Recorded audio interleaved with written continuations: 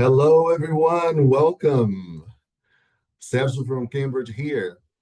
So while we wait a few seconds until everyone connects, could you just type in the city you're connecting from, please? Hello there.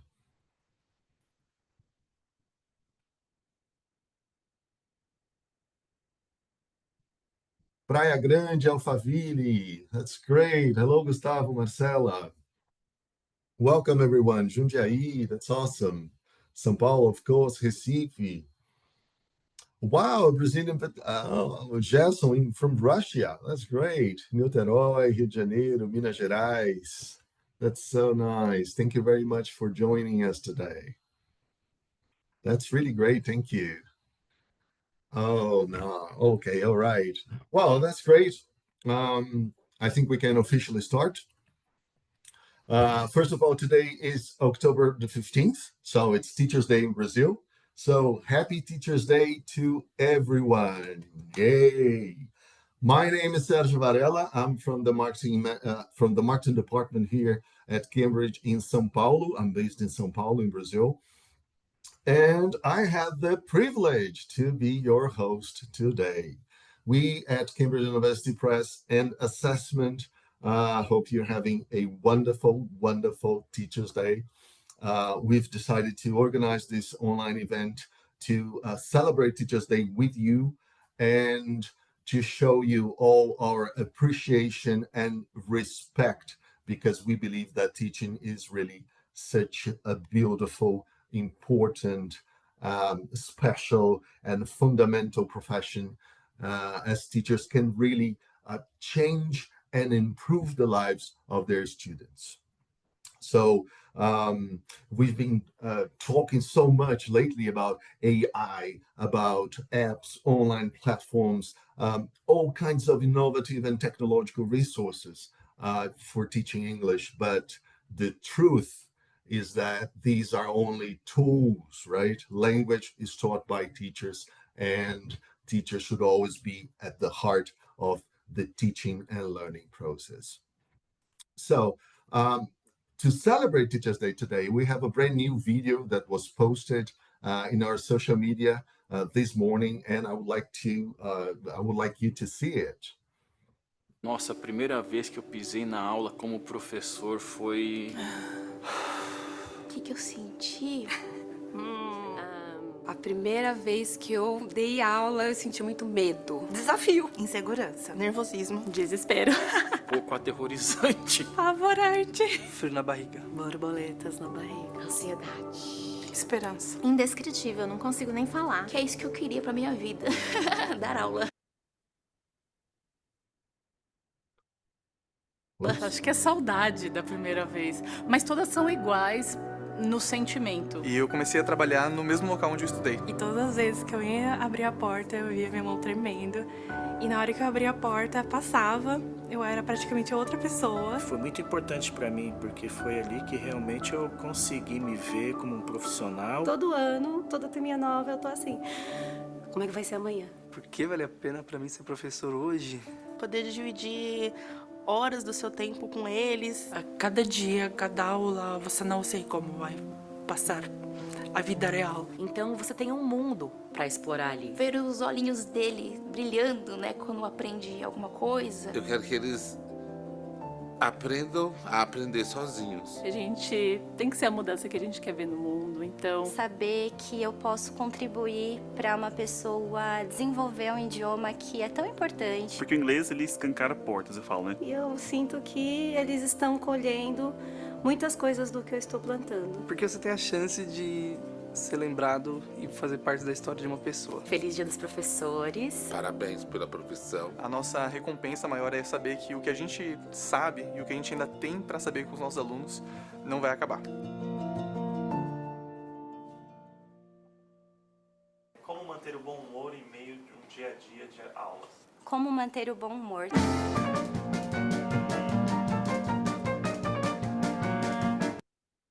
Did you like it? Was everybody able to hear well? Was the sound okay? That's wonderful. Thank you. That's great. That's great. Thank you very much. So there will be other videos that will be posted soon. Okay. All right. So happy Teachers Day to everyone. Welcome to our Cambridge Teachers Day 2025.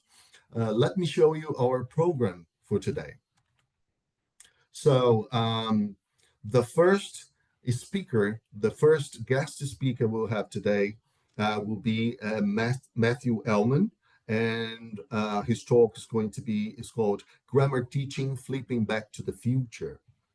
The second one will be with Dr. Miranda Hamilton, and it's called Integrated Learning and Assessment, Improving Learning Outcomes.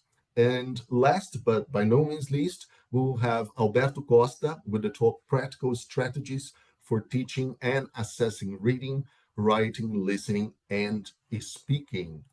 What a great team of speakers we have today. That's wonderful. And between the sessions, my colleague Rafael Carpanese and I will be making very few quick highlights. You know, that it's going to be very quick. Don't worry about it. And right after Alberto's talk, at the end of the event, we will have a raffle.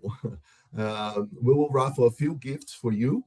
We will raffle 2 online teacher development courses. These are online self-study teacher development courses. And we will also have a few gifts from Cambridge, including some teacher development books and a few branded goodies.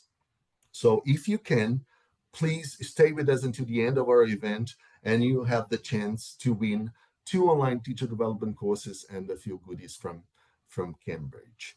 Okay, well, you'll be able to interact with the speakers during the talks, but please leave those important questions to the end of each presentation using the Q&A box. Okay, the question and answer box is meant to be used for questions to be answered at the end. Okay, and finally, you'll be able to download a certificate for the event, if you want, of course. At the end, we will provide you with a link to a feedback form, which is very, very important for our work.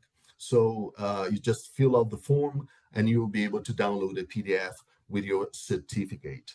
In case you cannot stay connected until the end of the event, you know, for any reasons, don't worry. We will send all participants an email in a few days with a link to the feedback form and with a link to download your certificate. So just be cool, don't panic if you need to leave earlier. But please stay with us as much as possible and have the chance to win those prizes. Okay, so before presenting our first guest, I just would like to say that Dizal is one of our main distributors here in Brazil. They are offering you great discounts on teacher development materials on their website. So you can scan this QR code or simply visit their website and check out the special discounts, the special prices they have for you for teacher development material. So these special prices will be valid until October the 20th, the next Monday. So if you don't have time now, after our event, don't worry. Special prices will be there until next October for you to take this opportunity and buy some really nice teacher development material with very special prices. Okay. Okie dokie. Okay, so let me introduce our first guest speaker of this lovely afternoon, Matthew Ellman. Matt works in the Insight application team at Cambridge, designing and delivering training for teachers, institutions, and ministries of education around the world. He has worked as a teacher and trainer in the UK, Spain, and Malaysia, and has delivered courses, workshops, and talks in a further 30 countries.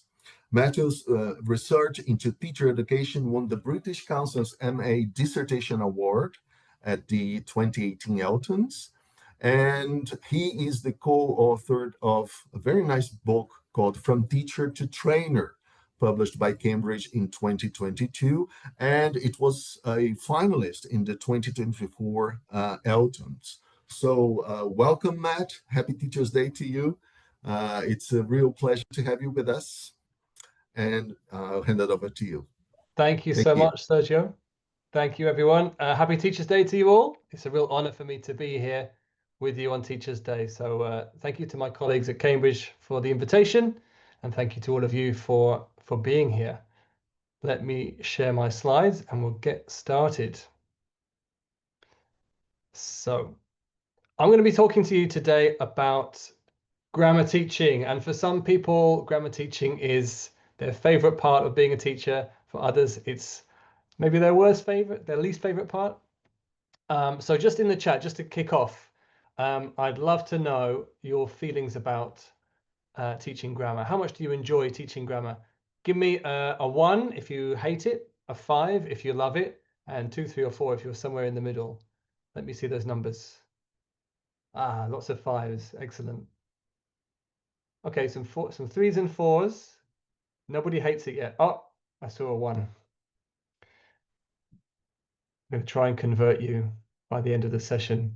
Okay, but it looks like lots of people are pretty positive. And just tell me one more time, so again with a number, how confident do you feel teaching grammar? Confidence is different, of course, to enjoyment. So again, if you're super confident, give me a 5. If you are not confident at all, give me a 1. But pop those answers in. Okay, and it looks like mostly 3s and 4s, but we have some 5s as well.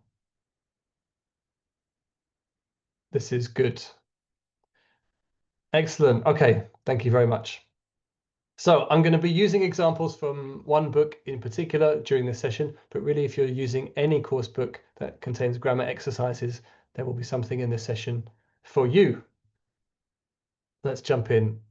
So Sergio has already introduced me very kindly. I work for Cambridge, in Cambridge, and most of my work is focused on teacher development and teacher training. So as Sergio mentioned, I'm the author of From Teacher to Trainer. If you're interested in becoming a teacher trainer, I encourage you to check it out.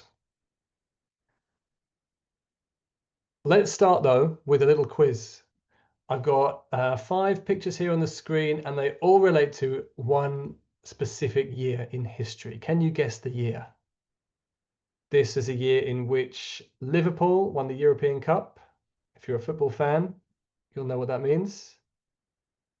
Ghostbusters hit cinemas. The Olympics was in Los Angeles in America. What year was this? Gustavo says 1980. That's a good guess, but not quite right.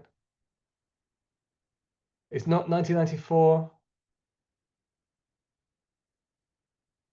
Lots of different guesses here. I see a few people have got it. So the year is 1984. All of these things happened in 1984.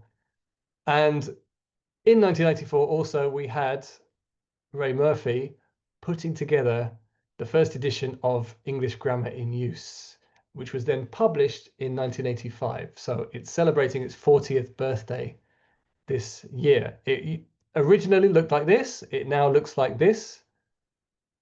Can you, I see some people already commenting, the Bible, great book, love it. So I'm glad that you're familiar with this book. It's one of the, if not perhaps the best-selling title from Cambridge ELT. It's sold well over 35 million copies, I think, since it was first published. So very famous book. If you're not familiar with the book, it looks like this. So we have a different page for each grammatical structure. You have a page of explanation or teaching, however you want to think about it. And then on the opposite page, you have a page of exercises of practice. So this book is, I think it was really designed for learners to use as a self-study resource, but it can also be used by teachers. So I'll be talking a little bit more about this book as we go through, but as I say, you probably have something that looks very similar. If your learners are using a course book, they're going to have exercises similar to this in their course book as well. We will be talking about these topics. So first of all, what do we teach when we teach grammar? What's involved in teaching grammar? We'll think about the best way to teach grammar. Then we'll think about the flipped classroom and how it comes into the grammar teaching equation. And then we'll think about how you can use either English Grammar in Use or your other grammar exercises, grammar resources in the classroom. And we'll have some time for questions, I hope, at the end. Great to see all the love for English Grammar in Use in the chat. First of all, though, what do we need to teach when we teach grammar? Well, let's take a look at a really simple example. This is my example sentence, right? In 1984, Ray Murphy was writing English Grammar in Use. First of all, first question for you all, what is our grammatical structure with this example? What do you think we're focusing on? There was a clue actually in one of the slides before. Past continuous, yeah. Well done, excellent. And if we're teaching past continuous or any other grammatical structure, what do we need to know? Or what do the learners need to know about that structure? Four main things.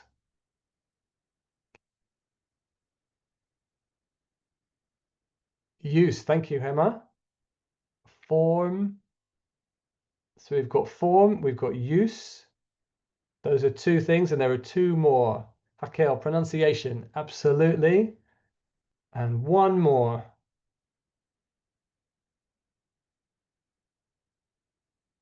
So structure would be form. We think of those as the same thing. Function, you could also think of as use. So we have these different words to talk about similar things, but Rafael, I see, is mentioned meaning. So there we have the four things. Form, pronunciation, meaning, and use. These are the things that learners need to understand about a particular grammatical construction if they're going to be able to understand it passively and then use it actively in their own language. So if we take a look at this in relation to our past continuous structure, here is the page from English Grammar in Use. And you can see that we might break down the structure like this. So we have our subject, was or were, and then the present participle, ing. This is generally the kind of thing that we think about when we talk about form. And of course, learners need to know this. They need to know how to construct past continuous. They need to know how to pronounce it. And the kind of key part, of course, is was or were, and then ing. That was or were is going to be in its weak form. So was or were. So was writing in this case. And if learners are using a digital resource, then probably they're going to be able to hear that.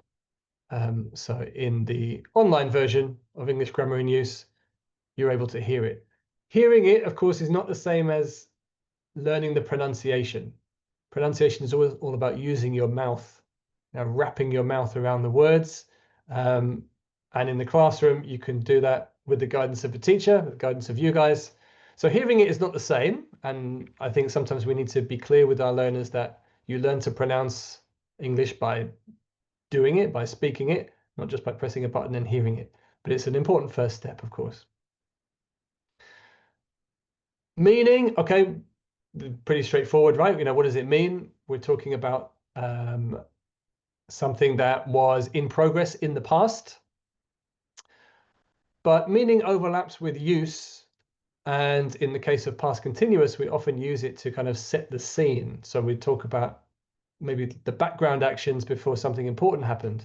And you have some nice examples from literature of this, these kind of first lines of novels. Bonus points if you can identify the novels here. So it was a bright cold day in April and the clocks were striking 13. We get this kind of scene setting. We get the background. Or Alice was beginning to get very tired of sitting by her sister on the bank. We get some background activity and then the story kicks into life. So this is something that's important for learners to know. How does this structure interact with the rest of the text, with everything else that you want to say? Sometimes this is omitted, I think, because we focus just on the sentence. That's important, of course, but you need to know how to use it with the rest of your language. Alice in Wonderland, yes. Pat on the back for you, Cynthia. And the other is 1984 by George Orwell, if you're not familiar. So students need to know these 4 things. I'm interested in what you think is the best order for learners to encounter these 4 things. What would you teach first? Answers in the chat. I don't think there's really a right answer, but for me, there's a more logical sequence. Yeah, it makes sense to deal with use or meaning first. And if you are, so the order might look more like this. I think if you encounter the language in a text, so if you have, we often do this, don't we, in our language teaching materials, we have a text and then we draw the grammar from the text, and that provides you with the use, and then meaning can be inferred from there. But yeah, meaning and use first, probably pronunciation after that, and form last, because sometimes for learners, seeing the form first interferes with their pronunciation, in my opinion. This is not a scientific rule, but I think it makes sense to teach these things in this order. So that's what they need to know. Yeah. Yes, thanks, Raquel. So MUFP or or MUPF. We need a better acronym, don't we? So that's what learners need to know. How should we teach it? Well, in these 4 pictures, we've got 2 different ways of learning grammar. See if you can divide these images into two learning situations, shall we say. I'll let you take a look and have a think just for a moment.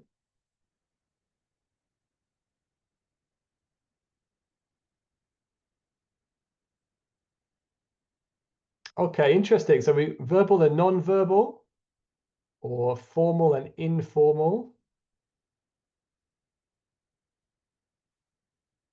Natural and regular. I like that.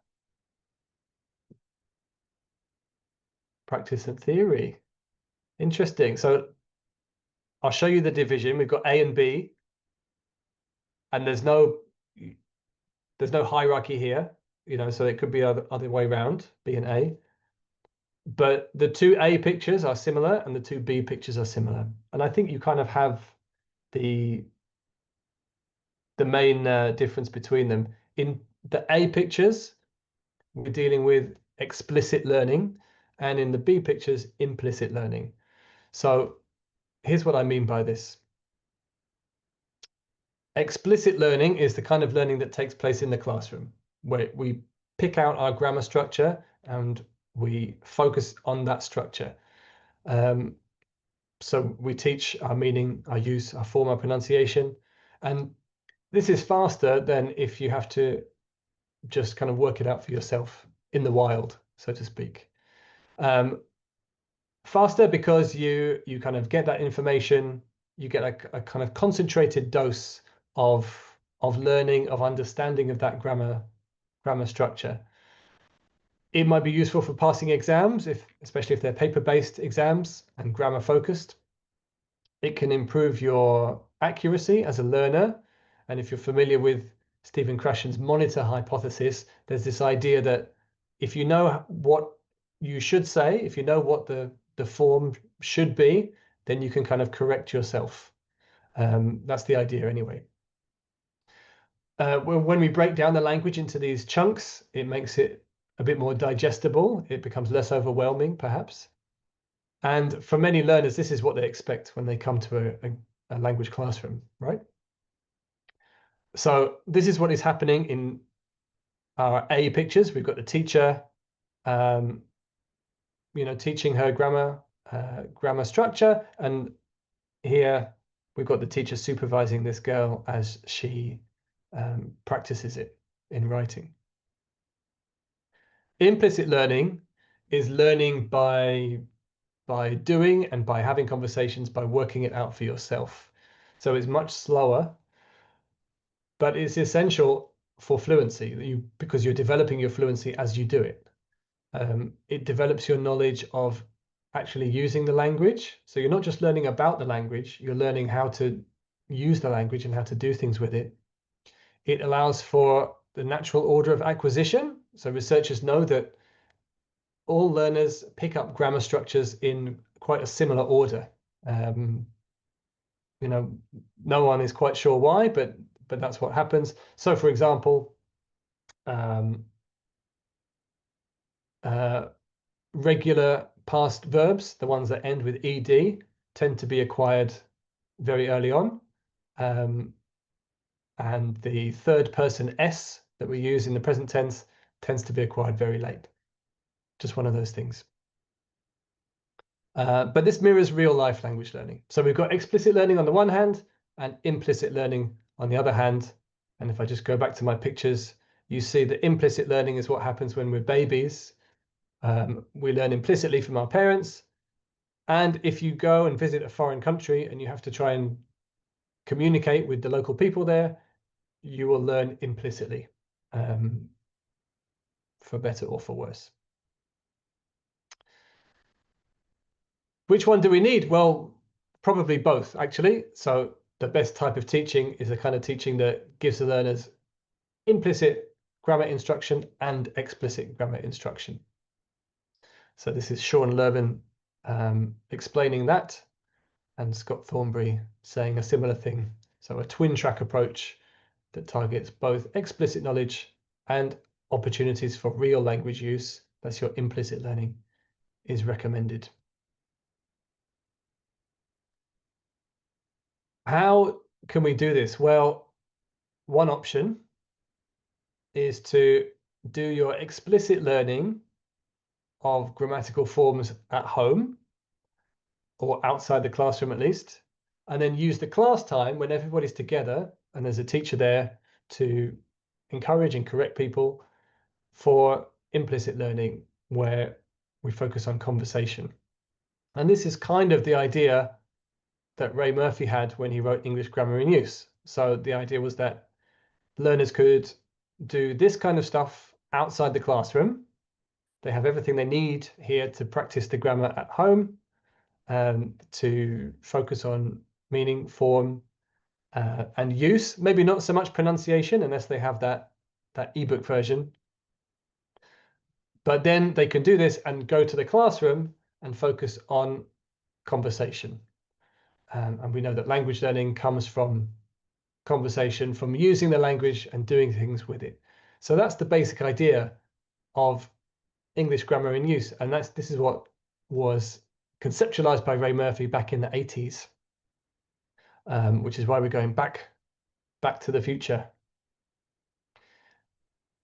So the way that this might work, if you're going to try it, is that your learners focus on their grammar homework using whatever resource they have. It might be English Grammar in Use or it might be something else. And then what needs to happen when they come to class? Well, when learners come to class, they need opportunities to practice, of course.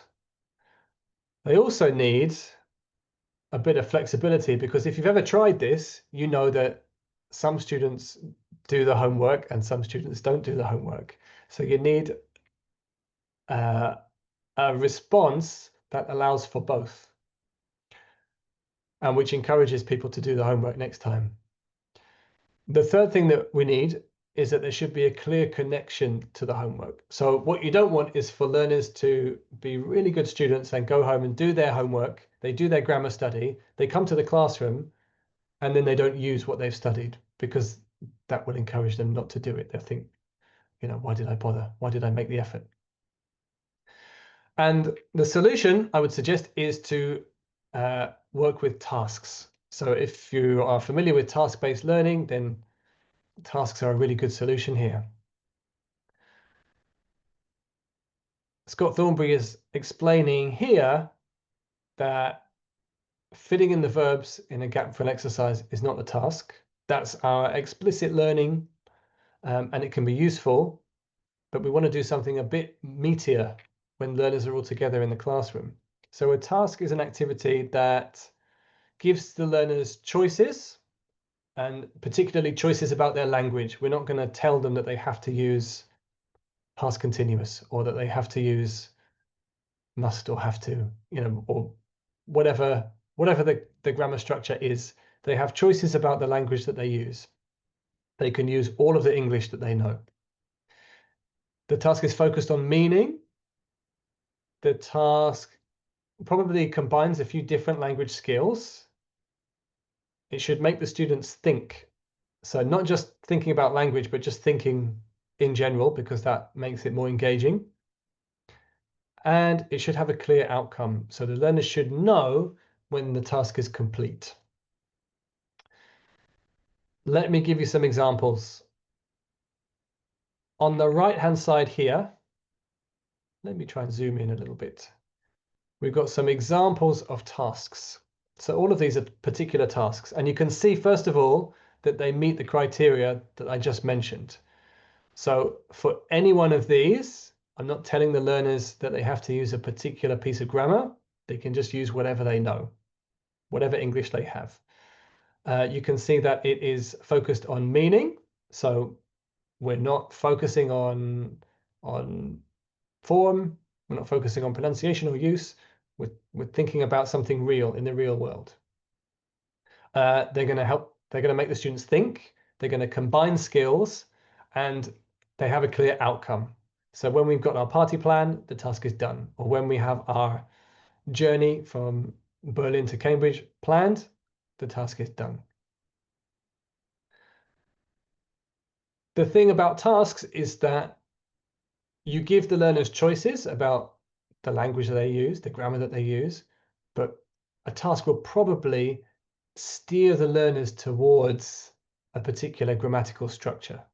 So you can set up your task. The learners think that they're going to be using whatever language they want, and they can, but there will be some grammatical structures that will help them do the task much better. And what I'd like you to do here is match the structure to the task. What are learners going to be using? What kind of grammar would be useful if you are planning a party? Or what kind of grammar will be useful if you are planning a journey? Put your answers in the chat, and I'll just give you a minute to think about that and write your answers.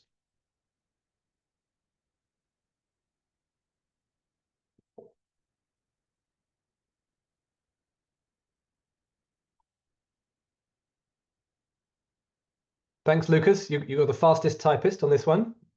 I'm not gonna respond to your answers until other people have chipped in.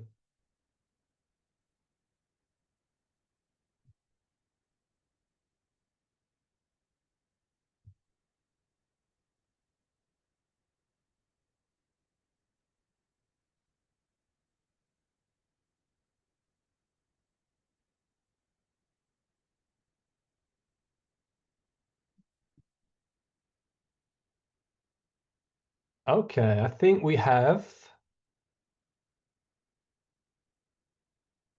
generally agreeing on this, which is great. So there's a clue here, right? With will. And generally this is will for, it's talking about the futures, but it's also making offers. So you say, I'll bring the balloons, I'll bring the music, that kind of usage of will. So will for the party. The journey from Berlin to Cambridge is present simple. So the train leaves at 11 a.m., that kind of thing. And used to talking about changes in your daily routine. So routine changes in the past. The learners could do these tasks without using those structures. But if they do that, then you have an opportunity to give them some feedback and to teach them the structure, and the meaning and use will be clearer because of that, because you highlighted the gap. If they use it, then perfect. You know that they can do it and you can move on to something else. Or maybe they use it, but they use it incorrectly. Maybe the pronunciation is not great. Maybe there are issues in the accuracy and the form. You have something then, of course, to work with and to help them improve. But the idea is that you can have your learners do their explicit learning of the grammar at home, maybe, or in a previous lesson, do your grammar exercises in the book, your control practice, and then you need to practice using it with a task like this, which has the learners discussing, working in groups or working in pairs. There's a lot of conversation involved. So this is the kind of sequence, of course, that might happen. People studying at home first, doing the task in class, and then very importantly, you are monitoring and providing feedback. And Miranda will talk more about that in her session on ILA, because that's a critical element of ILA. I hope that makes sense. When it comes to finding tasks, that's usually the most difficult thing. My suggestion is to take a look in your course book, especially if you have a Cambridge course book, and you usually have a speaking task that is a good kind of starting point. And when you need to, what you might need to do is to think about all of these elements, and usually the thing that is missing is the outcome. So my suggestion would be to take a look at what's in your book. If it's just a list of questions for learners, then maybe your outcome is to try and rank the responses, put them in order, or maybe think about their top 3 responses or something like that, in order that you have this outcome and this sense of achievement when the learners finish. But I think it's also a question of practice, and if you start to practice creating tasks like this, you get better and better at it the more that you do it. Okay, our final section is about using in use in class, because of course if you've got a grammar resource, if you've got grammar exercises, you can just do the grammar exercises in the class if you've got time, and you probably will spend some time in the class doing that anyway. But there are some different ways to spice these up and to just get a little bit more from a standard grammar exercise. So I'm going to stick with past continuous, the structure that we've been seeing so far, and I'll show you some different ways that you can work with those activities, those kind of grammar gap fill activities. The first one is, so I'll just give you a moment to look at the exercise. You can see that we have to fill in the gaps with past continuous or past simple. In this exercise, we're contrasting the two of them. But the first thing you can do with learners after they do the exercise is to ask them, what's the context? So what is the situation in which we find this language? I think that number 2 is a really interesting one for that. It's a really interesting case study for what's the context. So take a look at question 2. See if you can fill in the gap, and then tell me what is the context for this question and answer.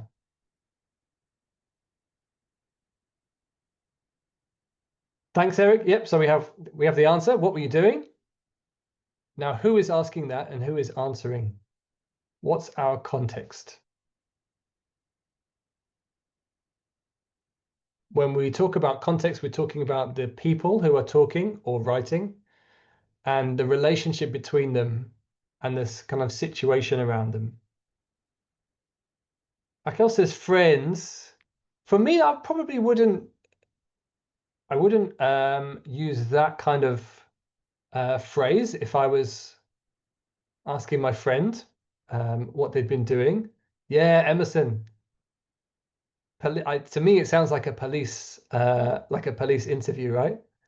What were you doing at this time yesterday? Where were you? Were you at the scene of the crime?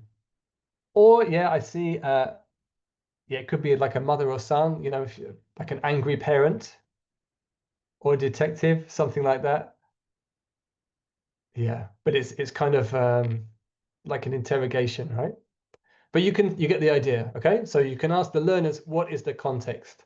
And this is a really good way of ensuring that they understand meaning, but also that they understand use, because they can imagine the physical situation around this language, but they can probably also imagine the linguistic situation, the context that might come before and after.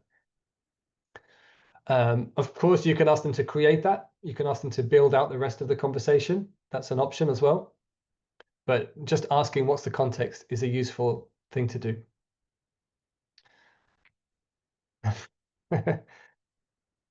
Good comments in the chat.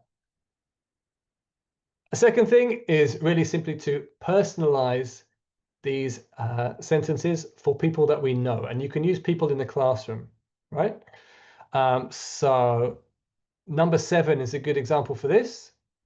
So I haven't seen Alan for ages. When I last saw him, he was, and then here it says trying to find a job. But if we're talking about somebody that we know, then we can say something real, like what was this person doing the last time you saw them? Write a true sentence for this person that you know. So we're not doing it completely from a blank page. We're not asking learners to do it from nothing, but they take some of the examples in the exercise and they start to tweak it and make it true for them. Next example, word chain. So this is all about taking one of the lines from the exercise and then making it longer and longer and longer. So you can go around the class pointing to different learners, and they have to remember the sentence, and then they have to add in one word to make it longer. So we start with, Jenny was waiting for me when I arrived. We could say, Jenny was waiting patiently for me when I arrived.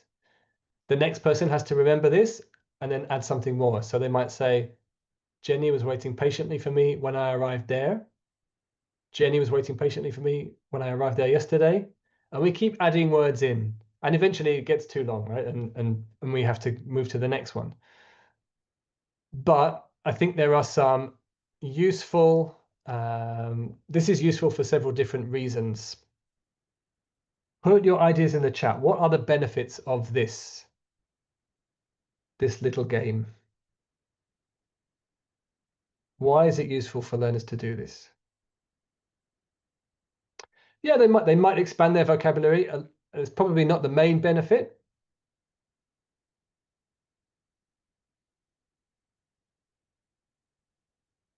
They do some thinking, yeah. Working with chunks, that's a nice observation, Natalia. They're kind of potentially they're starting to think about this structure not as, they're not thinking of it as was plus ing. They start to think of it as a chunk, and then maybe they pronounce it also as a chunk, and that can be helpful. Teresa, yes, they memorize the structure because they hear it again and again and again, and it's repeated. They use what they know, yeah. So you get a good sense of what they're capable of doing and what they might need more help with. And Eric, yes, they learn how to add more info to the sentence in the right places. So it's quite a good way of practicing syntax, especially for adverbs. Where can you put an adverb? Where can you not put an adverb? Yeah, and it can increase confidence as well. It's not too difficult, right? It's a nice way of just having some fun with the language, but also we're practicing that target form without really thinking about it. Super. One last one is what I call a flash test. So I can do this for you on the screen, but we can also do it with books. So what I would do is, we have our exercise. We would complete all the answers, fill in the gaps, and then I ask you to, okay, take a look. You've got 10 seconds, and then I'm going to take it away. So 10, 9, 8, 7, 6, 5, 4, 3, 2, 1. And on the screen, I can just do this. Or if you're in the classroom, you can say, right, close your books. And then what you have to do is work with a partner and try to write as many of the sentences as you can. It's just a memory test. But we get similar benefits as the ones that you've mentioned in the chat, right? We're trying to help the learners embed these grammatical structures in their heads. And if they understand something, if you understand the meaning of something, it's much easier to remember it because you remember the meaning. You're not trying to remember the different units of language. So 4 simple ways of just getting a little bit more from your grammar exercises in the classroom.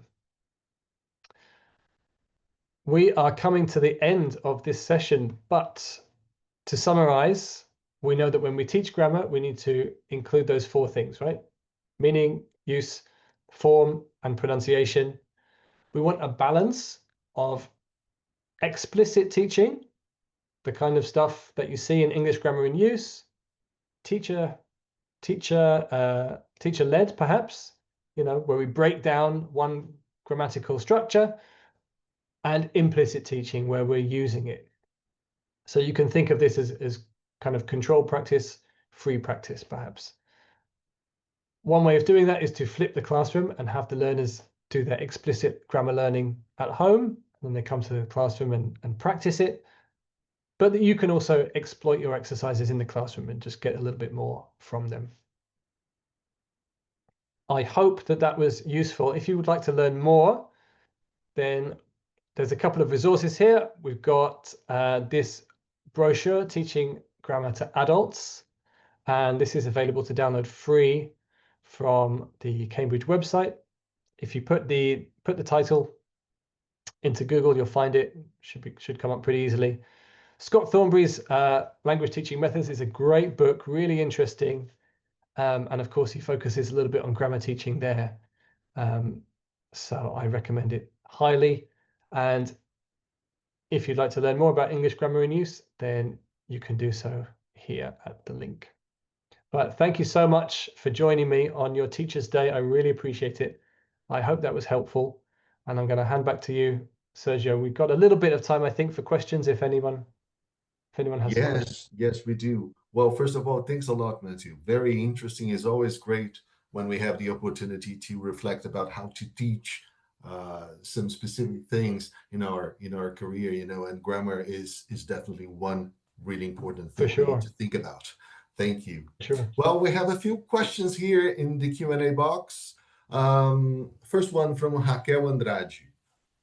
Her question is, the flipped classroom can be quite challenging for adult learners, as their schedules are often very tight. Would you say this approach isn't well suited for adults, or are there ways to adapt it to better fit their routines? That's a good question.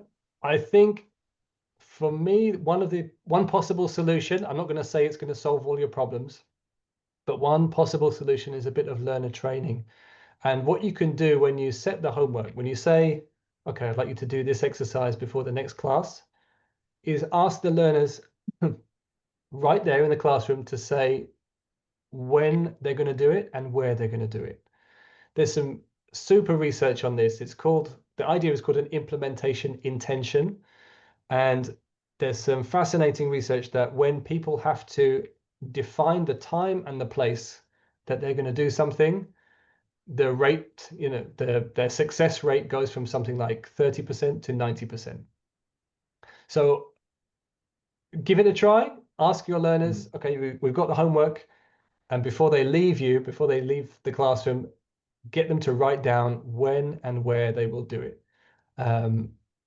And if the research is to be believed, you'll get a much higher success rate. But I think it's in some ways it's inevitable. You're never going to get 100% of the learners doing 100% of the homework. That's the reality. That's great. Thank you. We have another question from Paulo Basílio Jr. How can I cope with students with cognitive difficulties? That's a tough one. What specific learning needs? Is that what you mean? Yes, cognitive difficulties. I believe so. Like, yeah, that's perhaps beyond the scope of this session, but I think it depends if is it a cognitive difficulty that impairs language use. So if your learners are coming to you and they can speak perfect Portuguese, they speak one language with no issues, then there is probably good reason to believe that they can learn English as well. The way that they learn English might be affected by their issues. It depends, of course, what it is. But the starting point, I think, will be that, okay, the potential is there. But I think for many teachers, this is a tough area, right? And I know that at Cambridge, we're working on trying to develop more support for teachers around inclusive pedagogy and how to manage those kinds of needs in the classroom. So stay tuned for more. That's great. Thank you. We have another question from Marcela Moretti Lopes Santos. Marcela asks, do you believe that the flipped classroom teaching works for online classes as well? I do. Yeah, I think the kind of key observation is that the best thing for learners to be doing when they are together, and it doesn't matter if they're together face-to-face or together online, the best thing they can be doing is using each other for language practice, talking to each other, writing to each other. That's probably the best use of that time because that's when the teacher's there and able to give feedback. So yeah, I think it works just as well online. That's great. Gustavo Moraes. Gustavo says, thank you for the great presentation. Any tips on how to contextualize the grammar topic before actually presenting it? That it depends a bit on your resources, Gustavo. So if you're using a Cambridge resource, hopefully you have a context provided for you in your Cambridge learning materials. I think that it's definitely something that you should think carefully about because the context really affects the way that the grammar is used, and it also helps the learners to memorize it, right? But perhaps one thing I'd suggest is if your learning materials are not offering you that, if they're not offering the context for you, there's a couple of resources that are really good. One is Martin Parrott's book. Do I have this here on my shelf? Grammar for English Language Teachers. I can't find it now. Grammar for English Language Teachers. Yeah, here we go. This one, if you're familiar with this, is a great resource because it provides some of those contexts for you.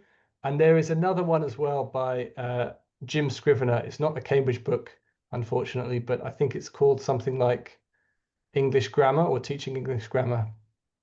And he does a great job of identifying the contexts or some common contexts for different language structures. And once you kind of use a resource like this and use a book like this, you can become much better at making those connections yourself and trying to identify context for different language structures. That's great. Thanks a lot for the tips. Adauro is asking, may you put on the link about grammar, please? I think he refers to the grammar book you presented. Yeah, let me try and I'll try and find that while I answer the next question from you, Sergio. Yes. There's another question from Bruno Batista. He asks, is it possible to teach grammar lexically? Lexically. Yes. Yeah, and that was the kind of the main idea behind what was it called? The Collins course that Dave and Jane Willis wrote. So you can teach some grammar. It depends a little bit on the structure, right? If you're trying to teach people past simple actions, you can do like I went or I did, and treat those as vocabulary items, and you can have learners at quite a low level talking about what they did at their weekend, in a simple way, like I watched a movie or I went swimming, something like that. That you don't have to wait until you're A2 before you talk about what happened in the past. So I think sometimes, yes, we are too rigid about the grammar structures that should be taught at each level, and especially if it's something quite short and simple, like irregular past verbs, yeah, teach it as you would teach vocabulary, and have your learners expressing themselves in more useful ways. That's great. Thank you. And we have a general question here from Lucia. She said, in your opinion, how long should an online lesson be? An online lesson, it depends. Depends what your learners have time for, depends on your institution. I think the question is how long can learners focus for when they're sitting in front of a screen? And for me, if it's with no break, then an hour is the maximum, the absolute maximum. We've had this session now, we are coming to an hour, and learners, you guys right now are probably ready to stand up, stretch your legs, grab a coffee before you come back from Miranda's session. So yeah, it's tough, and it depends also on what's happening in the rest of your day. If you've been in an office the whole day, and then you're coming home and you have an English class that's also in front of a screen, it's tough. But it depends. It's not a useful answer, is it, when you say it depends? But it depends. Okay, Matthew, thank you very, very much. Thanks a lot for all your tips, your great presentation. It's always great to reflect about grammar, how we teach it. And thank you very much. We hope to invite you for other webinars in the future soon. Thank you, Sergio. I'll be happy to join. And I've just put a link to that Scott Thornbury grammar brochure in the chat. That's wonderful. Thank you very much. Thanks a lot. Thanks, everybody. Enjoy your day.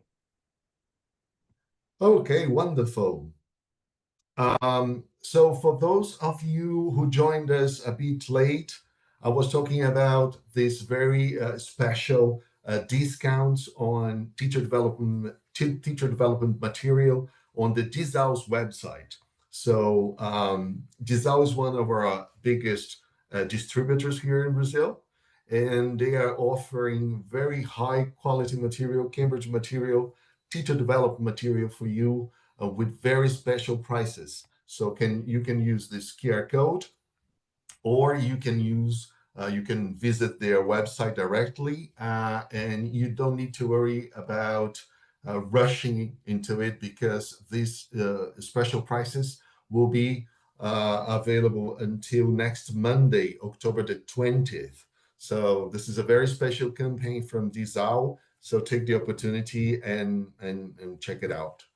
Okay. Well, nice. So before we move on to the next talk with Dr. Miranda Helmington, I'd like to talk to you very quickly about a very special program we have developed here in Brazil for Brazilian private teachers, and it's called Cambridge BioSite Program. This is a local initiative, right? It doesn't exist in any other part of the world, and this has been developed for Brazilian private teachers teaching English here in Brazil. So the Cambridge BioSite program is a membership program designed specifically for English private teachers who teach English to adults and young adults. and it's completely free of charge. At least for the time being, it's completely free of charge. So you don't need to pay anything to be a member of the program. There are no fees, no taxes, no hidden payments, nothing like that. Okay. So what are the benefits of such a free program? Well, we offer structured support for the members of the program in terms of teacher development, because we offer exclusive webinars. These are only for members, right? So we offer a monthly newsletter with expert tips, including technology and pedagogical tips. We have a selection of blog articles related to teaching adults and young adults. And we also have interesting information about Cambridge Solutions and also information about our events. So we often have promo discounts for members to buy methodology books, to buy online courses, and we even offer discounts on our own events like Cambridge Days. So for the last Cambridge Day, members of the program have a 30% discount on the tickets for the Cambridge Day. So it's really nice.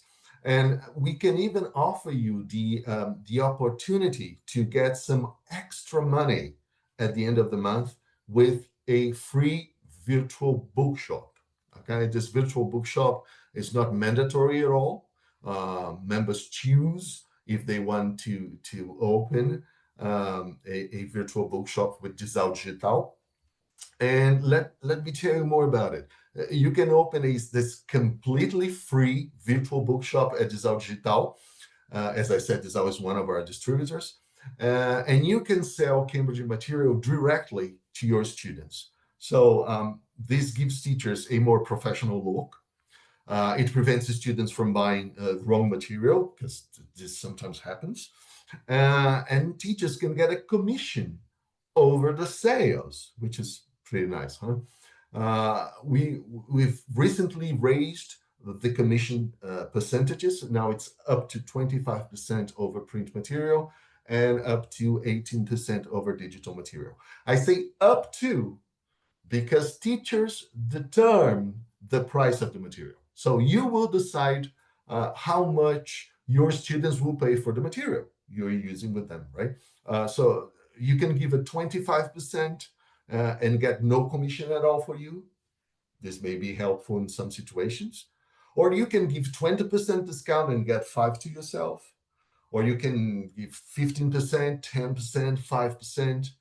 So you choose how much your student will pay and how much you will earn as a commission, okay?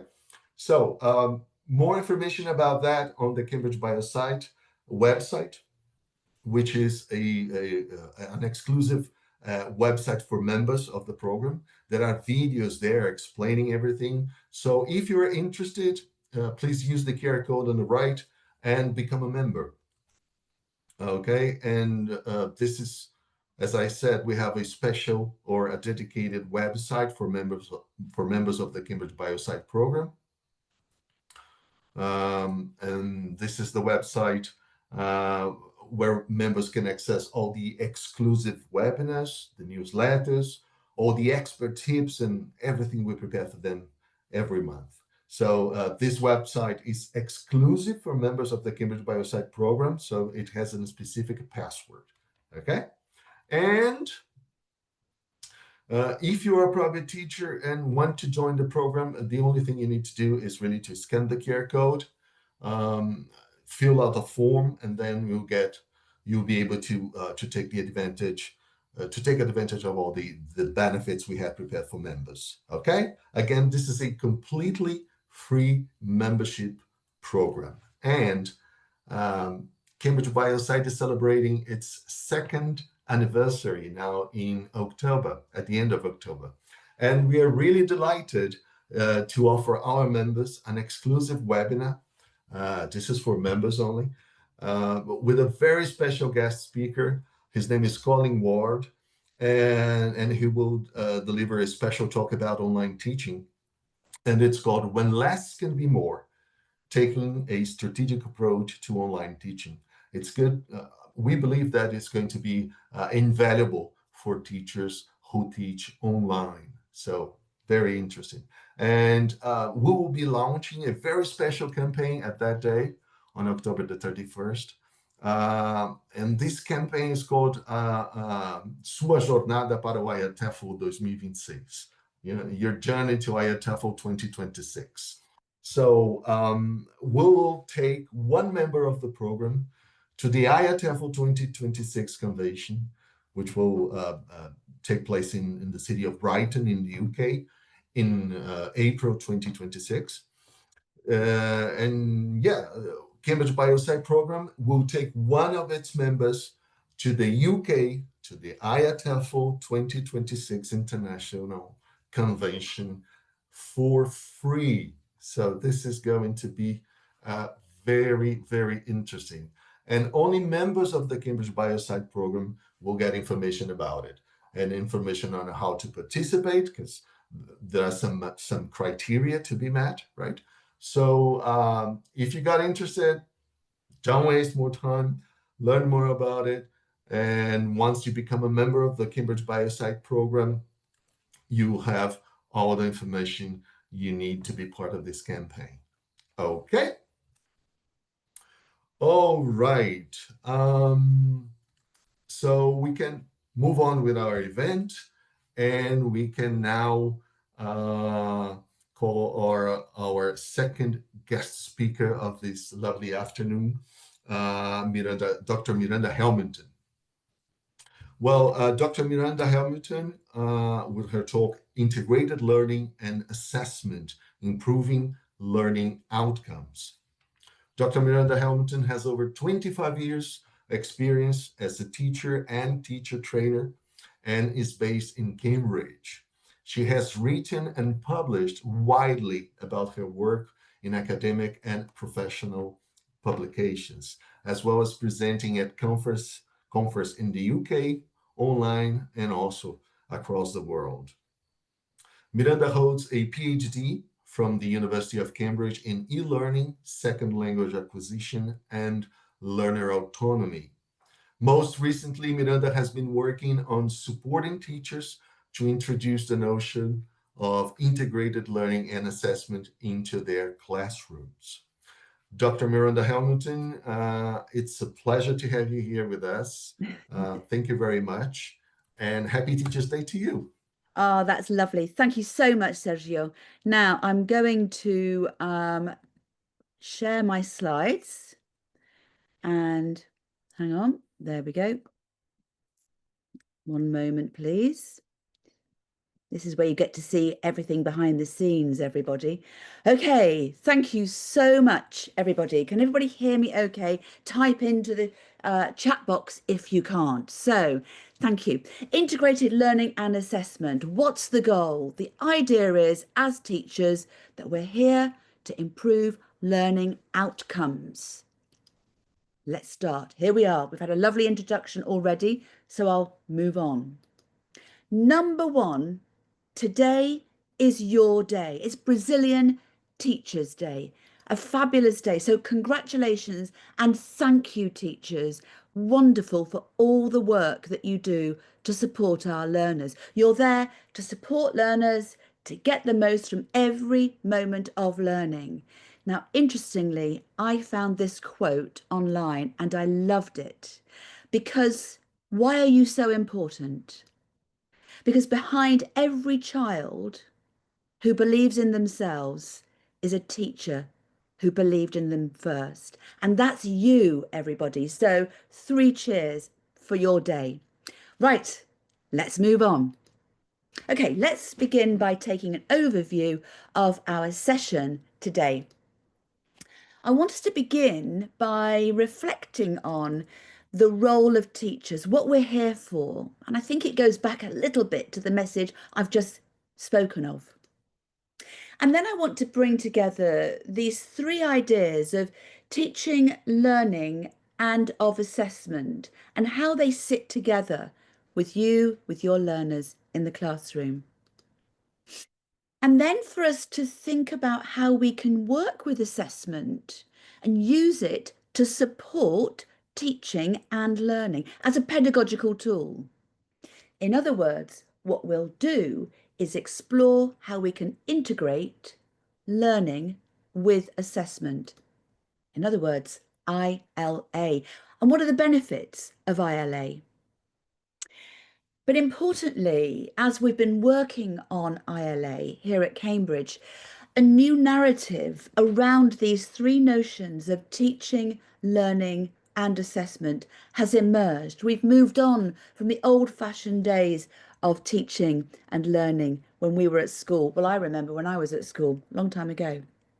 And then we'll have time to talk with some questions, which I believe that you'll be asked to type into the Q&A box.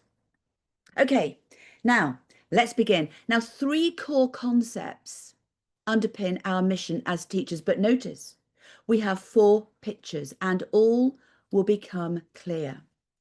The first notion, the first concept is what we all do. We teach. Our mission is to teach and support learners.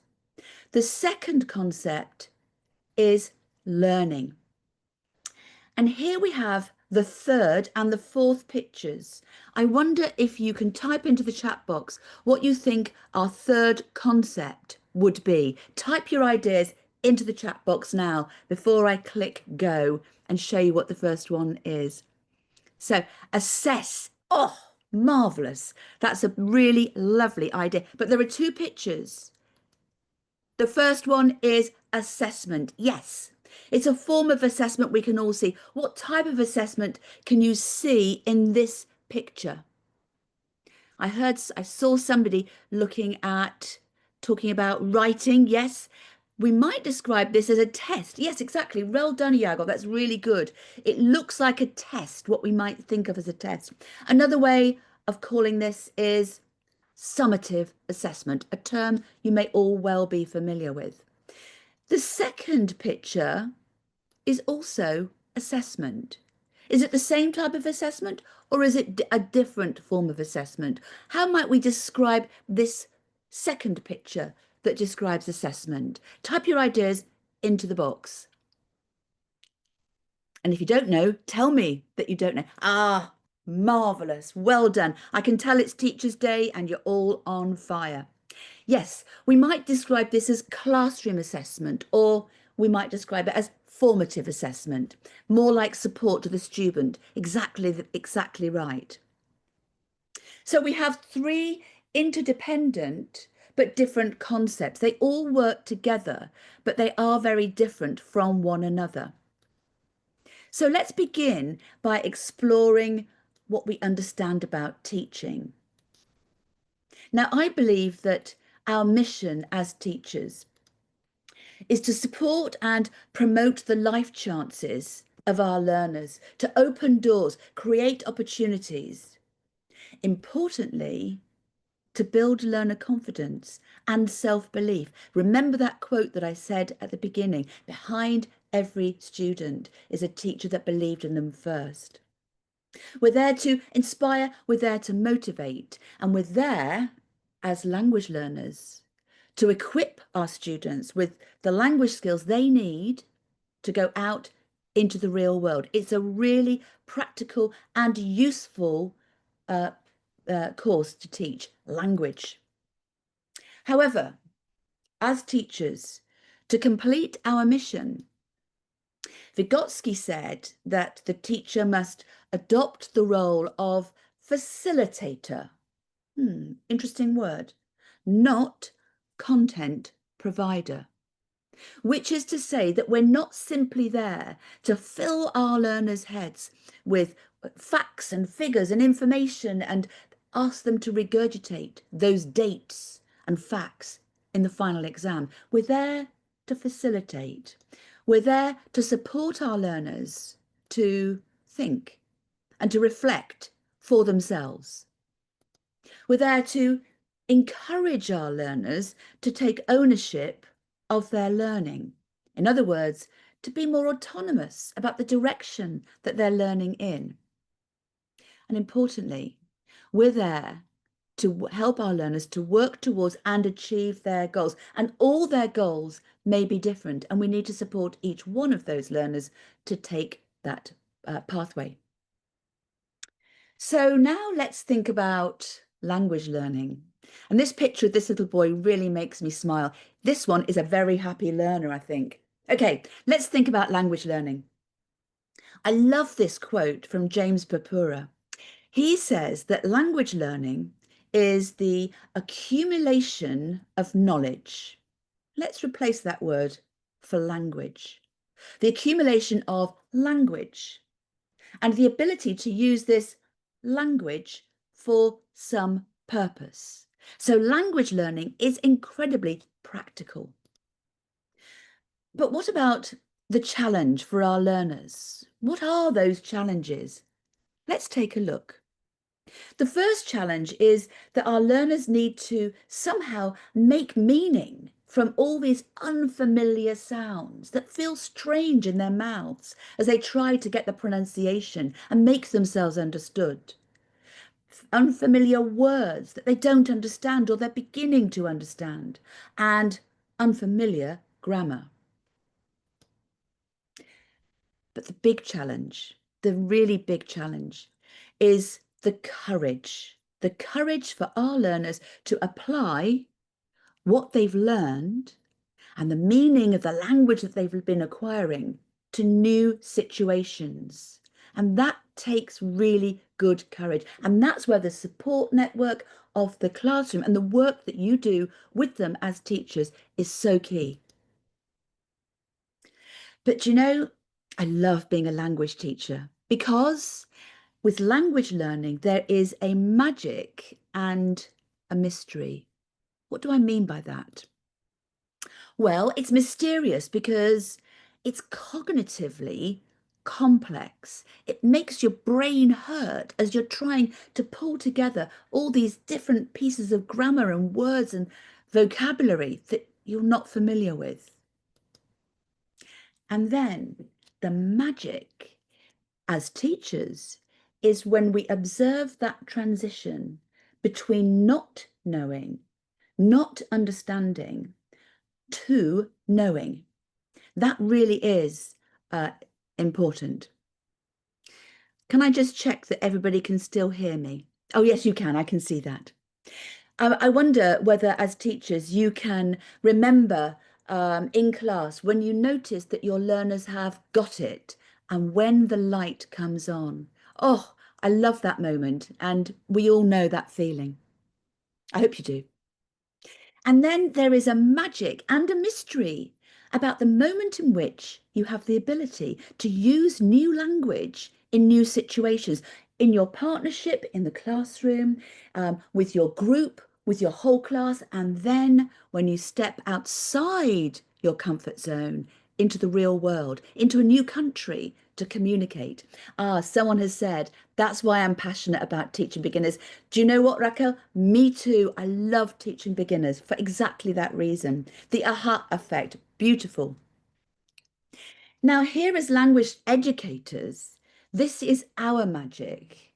This is our gift to our learners. And that is that language is the tool of all the tools. Language is the tool that opens doors to understanding. Language is the tool that initiates friendships, business, travel, but importantly, world peace. Let's take it that far, because if we understand one another, the world is a better place. So language is the tool of tools, says Vygotsky. He's a man who knows a thing or two. Okay. Let's take a moment and think about assessment, because we all understand and feel comfortable about our teaching and our learning, but what can we talk about and say about assessment? Here are some big ideas to reflect on. And I really like this quote from Bood. He said that assessment is a strong intervention into our students' worlds of studying. Why?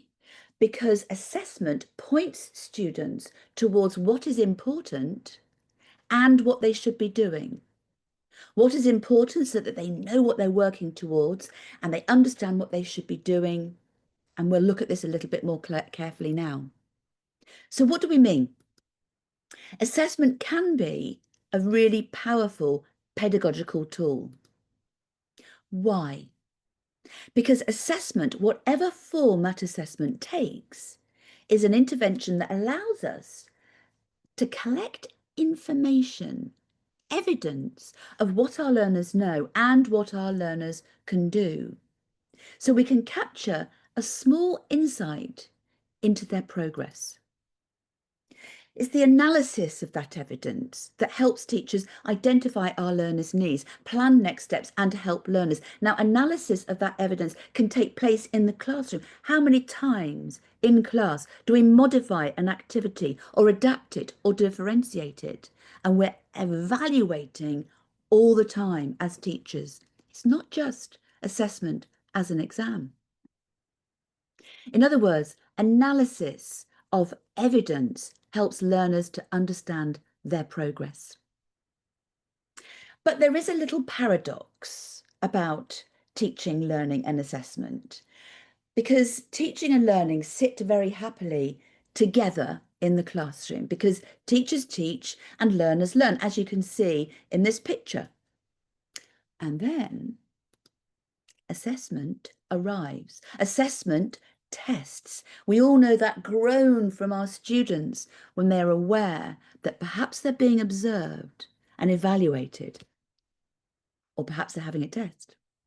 So I want to ask you, perception, reality, or misconception? I wonder in Brazil whether assessment in education can be perceived to be the difficult friend in that teaching and learning relationship, the third friend that you wished hadn't arrived. Whether it's somewhat separate, a different thing to teaching and to learning. Importantly, whether teachers and learners feel that assessment is something that is done to the learner, by which I mean that the learner has no control, no agency, it is simply imposed upon them, and the learner feels they have no voice. In other words, that it is the responsibility of the teacher, the school, or the exam body. I wonder if any of these ideas sound familiar about your experience in education, and I'd like us to think about this and to chat about it and to share your ideas together. So my question for you is, how is assessment perceived in schools? And let's recap. Is it thought of as that difficult friend? Is it thought of as B, somewhat separate to teaching and to learning? Or C, something that is just imposed and done to the learner? Or the responsibility of the teacher, the school, but the learner has no voice? Or maybe it's none of the above. So type your ideas and your thoughts about how you feel assessment is perceived in your classroom, in your school. I'd be interested to know, to get a global perspective. And remember, all ideas are good ideas. So please type into the chat box. C, oh yes, I can see a few C's here.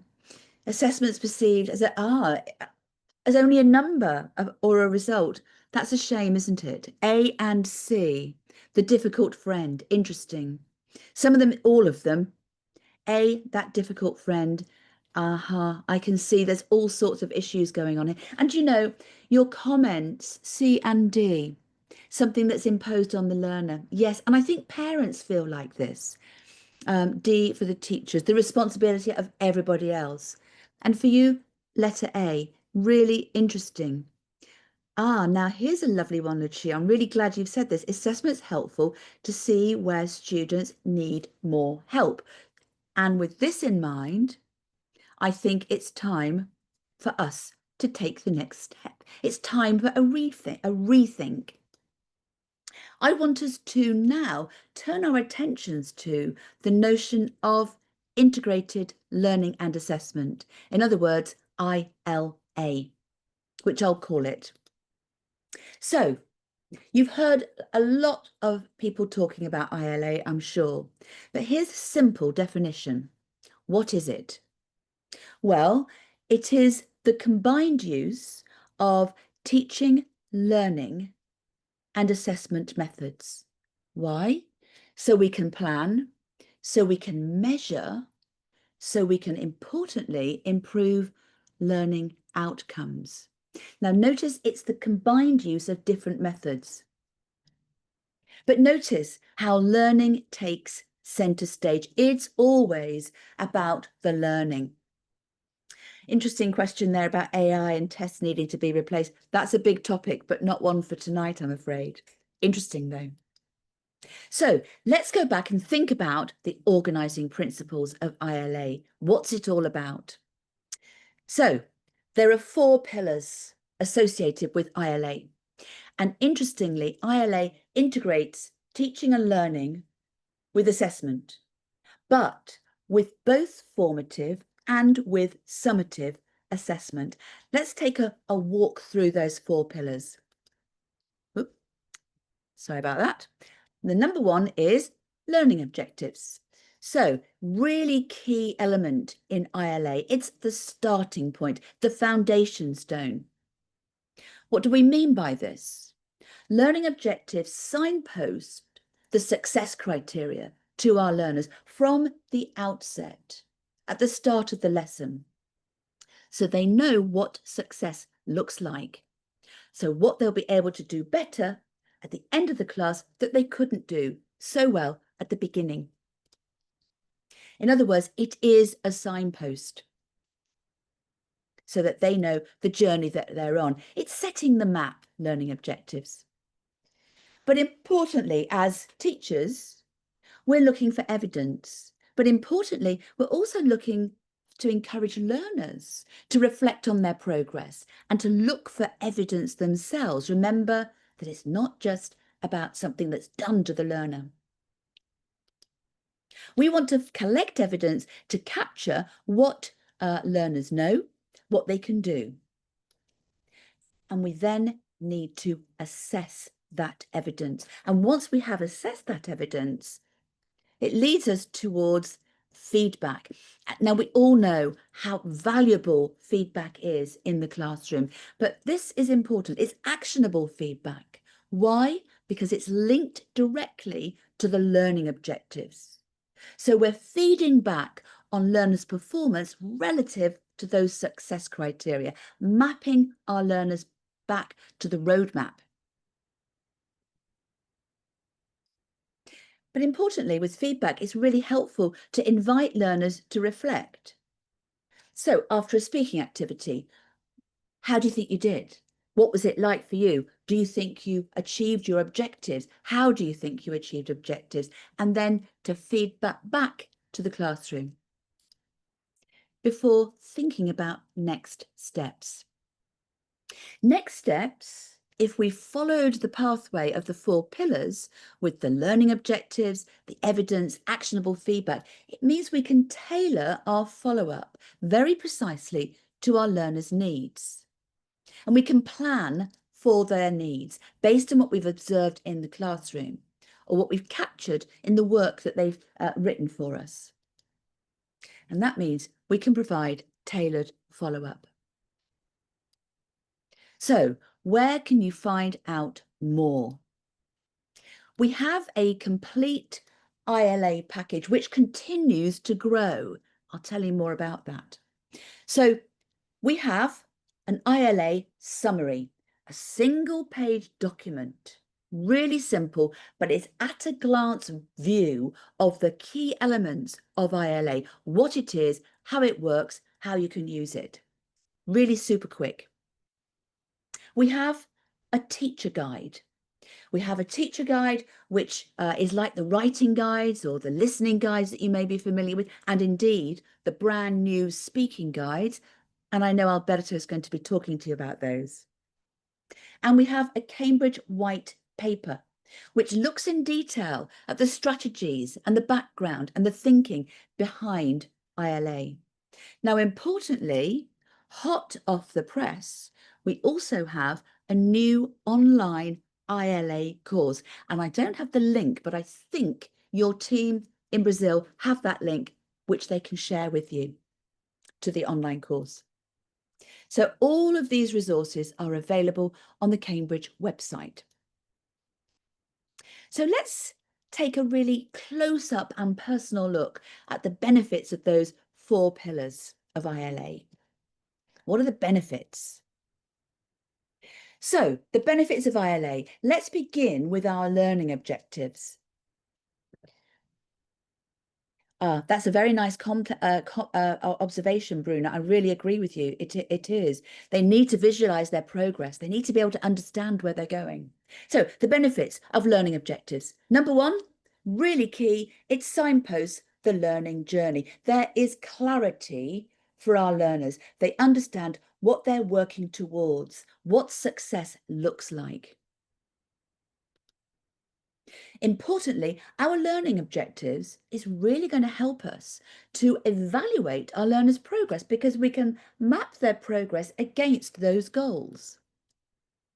But importantly, signposting learners' learning objectives encourages our learners to stop, think and reflect, and we can direct our learners' attention to those objectives and ask them to think, how do you think you're doing? Let's think about those goals. What help do you need to reach those goals? In other words, what we're doing is scaffolding self-assessment. We are encouraging, and this is what I love because it was my research back in the day, it encourages autonomous learning, which is a life skill, taking ownership. Let's take a look at pillar number 2. What are the benefits of pillar number 2? Collecting evidence of progress. Let's begin. Evidence of progress is information, but importantly, it's information about learning. It's a window into what our learners know and what they understand. That's disappeared. There we are. And evidence can be collected in the classroom. As teachers, with formative assessment, it's something we do every day. We're constantly monitoring, listening, tuned in to our learners. But importantly, it can always be collected from our test scores. Equally important, it will tell you what our learners know. But evidence of progress enables us to evaluate learning, helping us to identify our learners' needs. And that is going to inform the feedback we're able to give to our learners and next steps. Now, importantly, the feedback we give learners has to be meaningful. It has to be relevant. It has to feel like it's come from their learning experience. And so evidence of progress and feedback is absolutely key. And so we move to actionable feedback. Hang on, have I gone the right way? Yes, actionable feedback. Actionable feedback is the feedback that is where we signpost progress against objectives.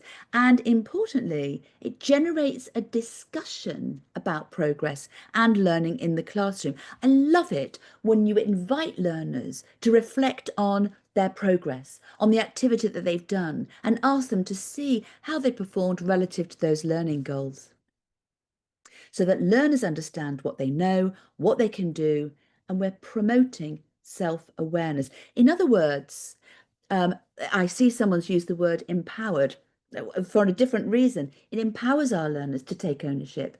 And again, it's a skill that they're taking ownership. And this is a life skill that they can take out into the real world so that they know what they need to work on to promote learner autonomy. So what about tailored follow-up? Well, we will have captured learner data. We will have given them feedback relative to those learning objectives. So we can tailor next steps to meet the needs that we've identified. We can link that follow-up to learning objectives. So homework that we might assign will be linked to the learning objectives from the lesson through the learning programme as they prepare and work towards the final exam and practice. In other words, tailored follow-up is designed to consolidate learning, giving our learners real-world skills so that they're internalizing what they've been working on with you so that they can reproduce it beyond the classroom. So what is the value of ILA for teachers and for learners? I wonder about that. So let's think about this, because ILA is an approach that really helps learners, teachers, to really rethink learning objectives as success criteria. And I noticed that somebody earlier on in the comments mentioned about working with success criteria. Really good. ILA also encourages us to rethink how we perceive assessment. Not that it's just the test that's at the end of the course, but it's a tool to scaffold learning. ILA encourages us to look for evidence, to look for information, to check understanding and assess learning, so that we can give our learners really meaningful feedback linked to the learning objectives in response to what we've identified as their needs, so that we can tailor learning. Now, in the classroom, it may be that we need to adapt an activity. We may need to modify our approach or offer differentiated tasks to target identified needs. So we're helping learners to get the most from every moment of learning. So we've talked about the teachers, but we also talked at the beginning about empowering our learners. And I think ILA really does create a learning environment where our learners feel safe, they feel supported, and they feel confident in class. Why?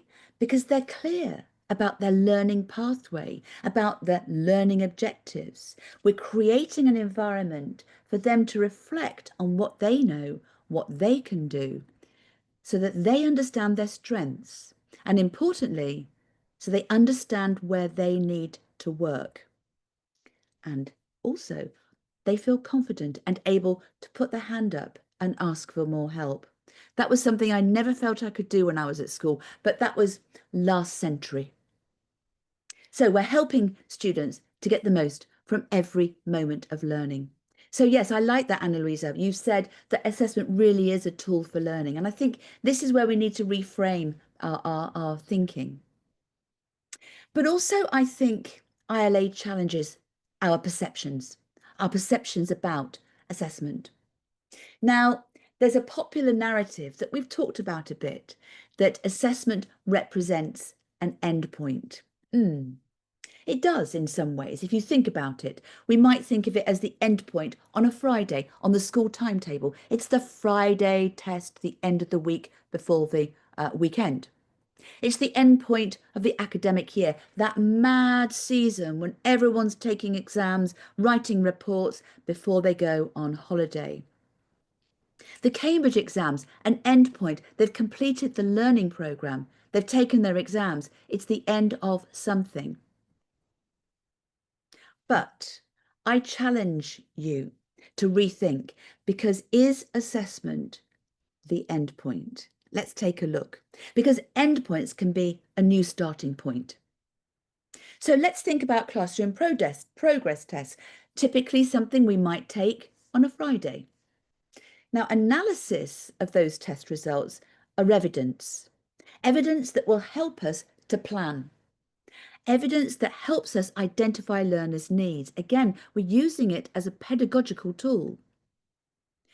It's evidence that will guide and inform our discussions with learners, the feedback we give to the whole class or one-to-one, informing feedback and next steps. And the learning cycle continues. The following week, we may adapt our timetable the following week. But importantly, a new starting point swings into action. But what about our Cambridge exams? Is that not an end point? Well, let's challenge that concept, because the end point, having taken a Cambridge exam, is a new starting point, not so much for us as teachers, but it is for our learners, because for our learners, they'll be thinking, so how does my journey continue? Where do I go from here? What do I do next? I need to think about my options. I need to talk to my teachers, to my parents, to my friends, to my university. And I need to discuss that. And then I can make a decision. I can make a decision about where we go from here. And so taking a Cambridge exam really is an exciting starting point for the next step. But we're challenging perceptions with ILA because ILA really offers a blended methodology. It's non-linear. So remember, it's not a beginning and an end. It's non-linear, it's cyclical. Learning is cyclical.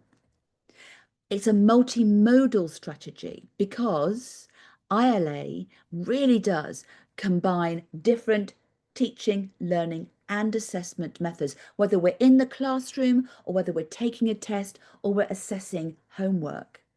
Whether we're doing summative assessment or formative assessment, we're blending different teaching methods so we can plan, measure and improve outcomes. The priority is fitness for purpose, that we select the right approach to support our learners.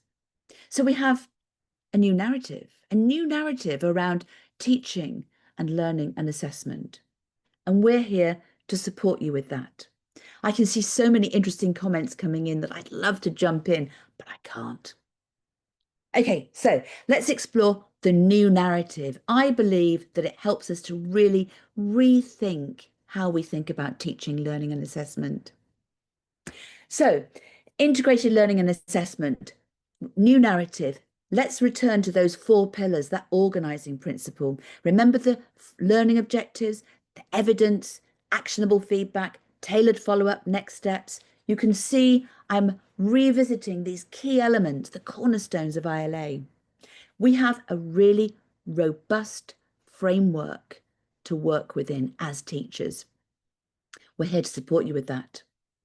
So ILA means that assessment is not the end point. It is a new starting point, offering blended methodology, holistic approach, fit for purpose, with robust organising principles with those 4 pillars, a scaffolded, importantly, a scaffolded and supported learner pathway. We're leaving no learner behind, supporting them to reach their potential.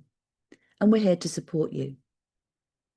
So let's go back to those downloadable tools. Let's revisit those. I want to take a closer look. It's important. I want you to leave here and go and explore those after today. So we have the ILA summary. We'll show you a picture in a moment. We've got the white paper with insights and strategies. We've got the teacher's guide packed with ideas, but we've also got the very brand new online ILA course to help you help your learners. So here you go. This is the a picture of what you'll find if you click the link and take a look at the ILA summary. Notice it's very lots of bullet points, key information with takeaways about what ILA is all about, because maybe later today you won't remember. But it will signpost you towards ILA to help you get the most of ILA in the classroom. Harness the power of the concept. So we are here to help you. And here we have the white paper. This is absolutely lovely. I really love this paper. It's so interesting because it's not just totally academic. There's lots of lovely ideas with insights and strategies into those 4 pillars, tips for how to implement ILA in the classroom with each of those 4 pillars, those 4 cornerstones.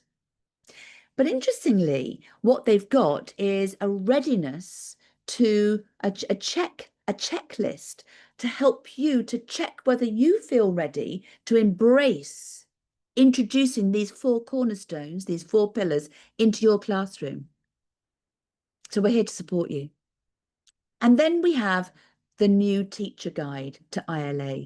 Now, you'll be familiar, I think you will anyway, to the writing guide, to the reading and use of English guides, and to the listening, and the brand new speaking guide, which I can't wait for Alberto to share with you.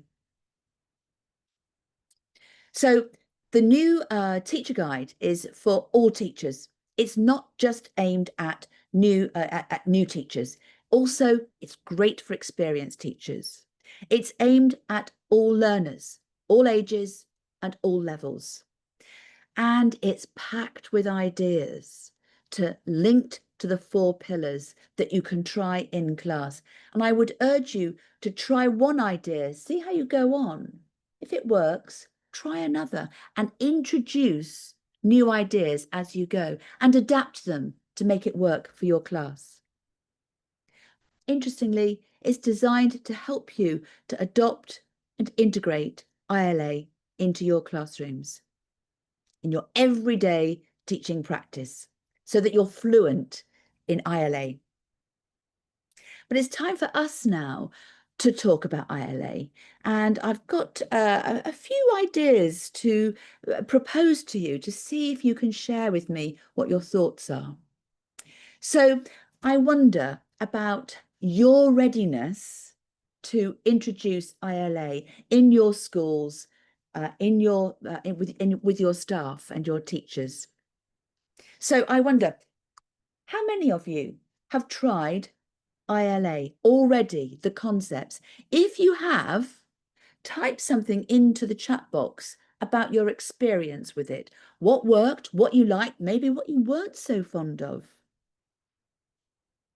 Yes, you tried it, but you need support and training. Now that's an interesting one. And this is your big chance to tell us what support would be most valuable. And bear in mind, we've also got an online course that's now available for you. Or maybe you are C.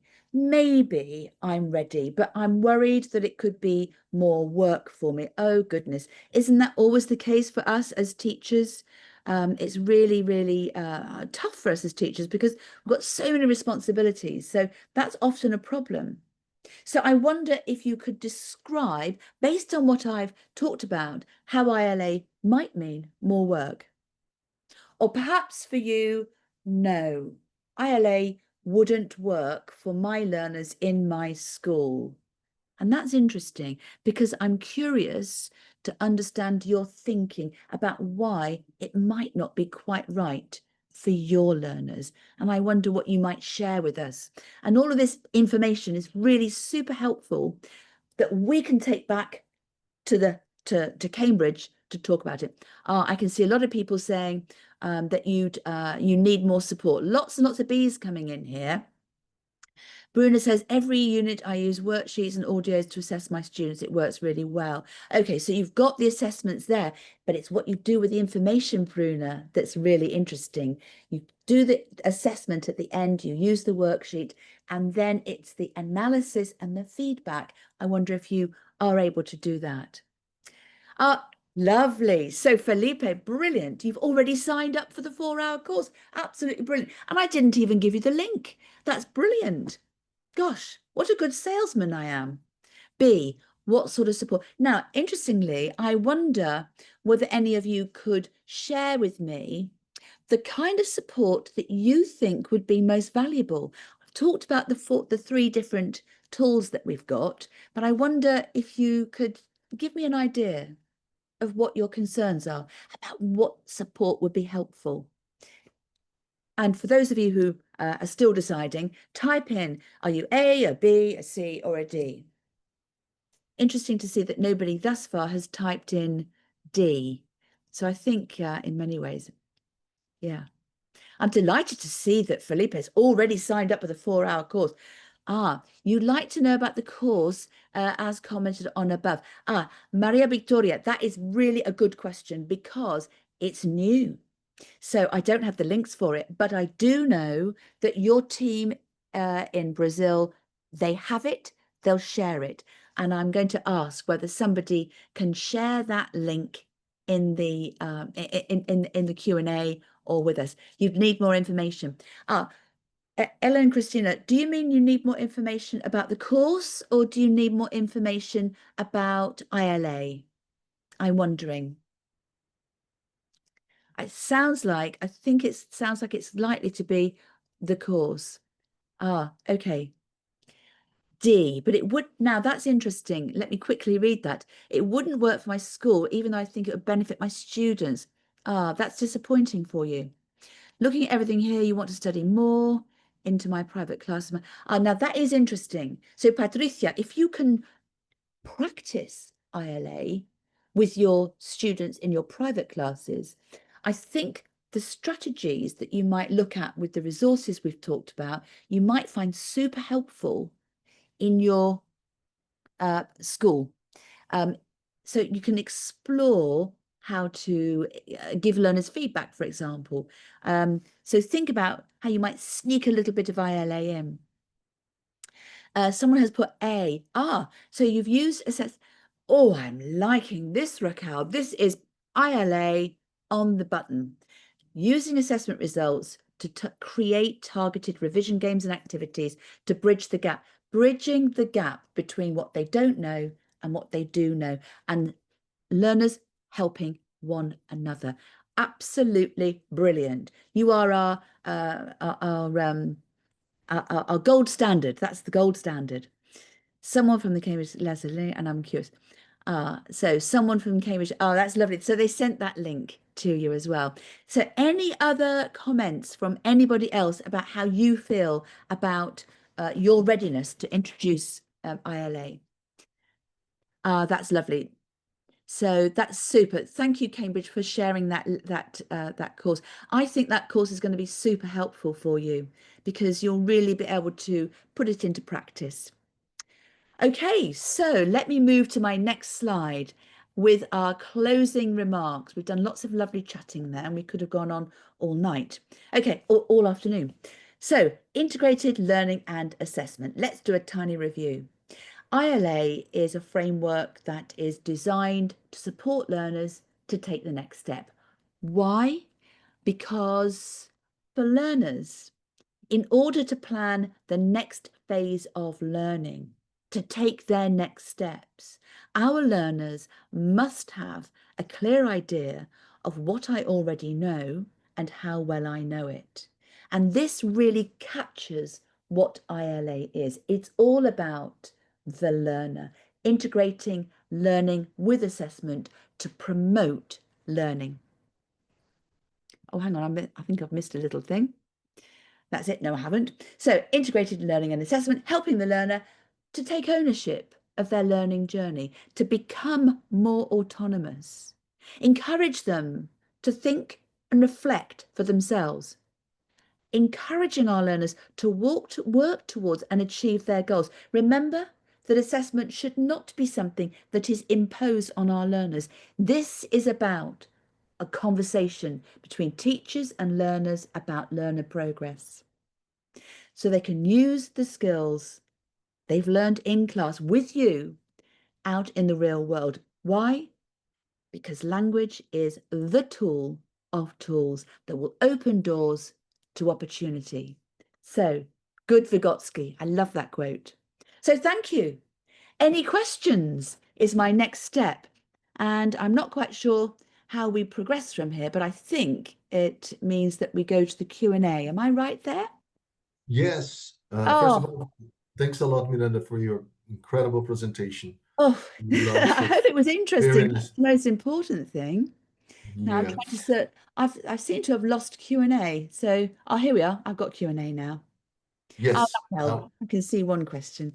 Some lovely feedback from you, everybody. So that's really nice. But your ideas that you were thinking about there, please feed them back to the team, your team, because that's the sort of information that will really help the team in Cambridge. So yeah, lovely. Thank you. So I noticed Raquel has asked, I work for a language school where formative assessment plays a key role in our evaluation system. Excellent. However, many students don't take it seriously, and it often shows how little commitment. For instance, some use AI tools to complete their writing tasks. How can we address cases where it's clear that a student's writing has been generated by AI? Now, that's a big, big question. So I think I'm going to start with AI. And AI is not my area of expertise, but I am very interested in it. And I think our starting point with AI as teachers is to embrace it. Honestly, I mean, we need to embrace it. We need to create a piece of writing using AI, bring it to class and turn it into a group activity where students then in class will evaluate that piece of writing.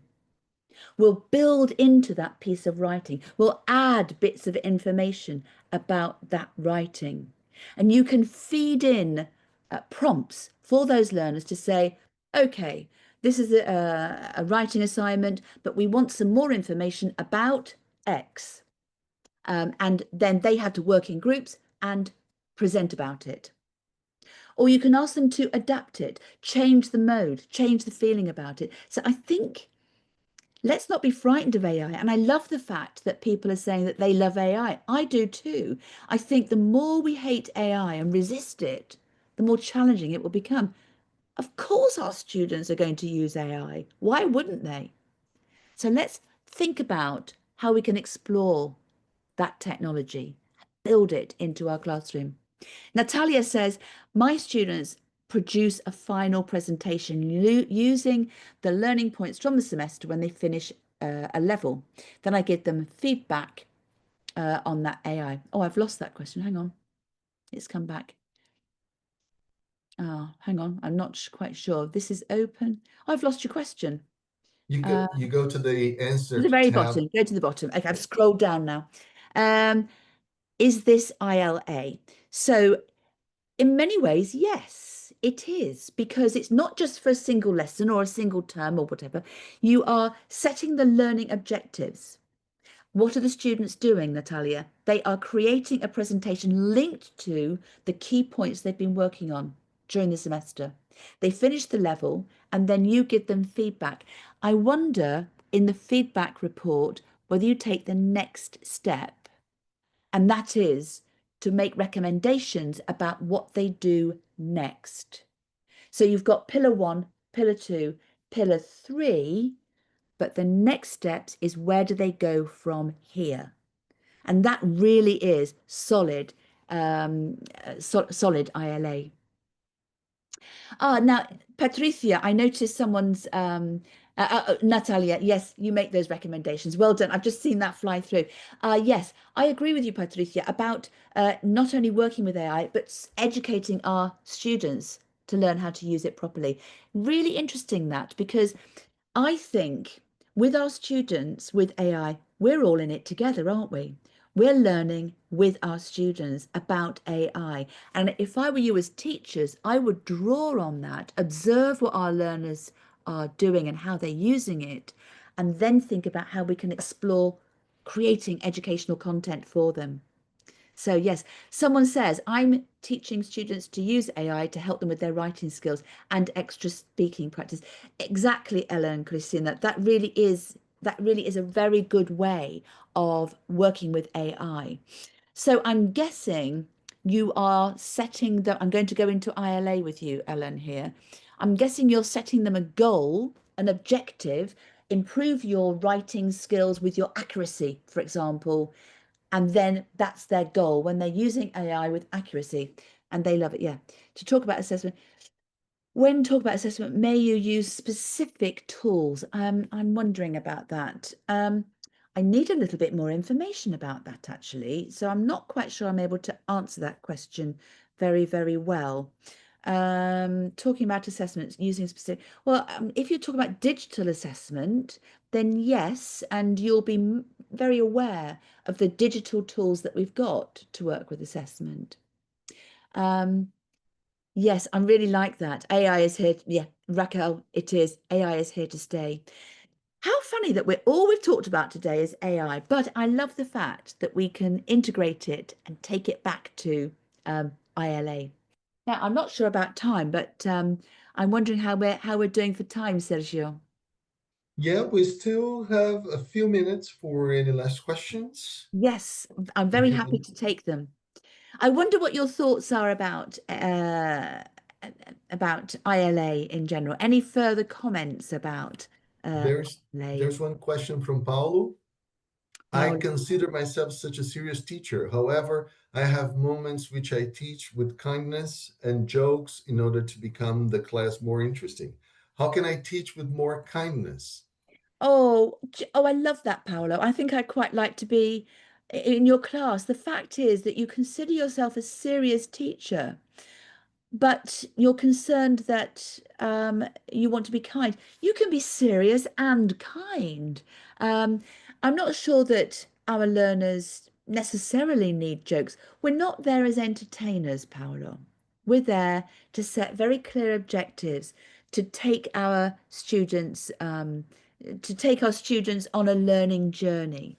So it's okay to be serious, but it's really key that it's very clear the learning journey that we're taking our learners on. And this way, what we're looking for is to engage our learners. And I noticed that Ellen Christina has said rapport. Rapport is important. Engaging your learners with rapport and bringing them in. The lovely moment when you know you've captured your students' curiosity, when you'll witness your students leaning in to listen a little bit more closely. That doesn't mean you're entertaining them. It means that you're taking them on a journey from the learning objective to the final outcome.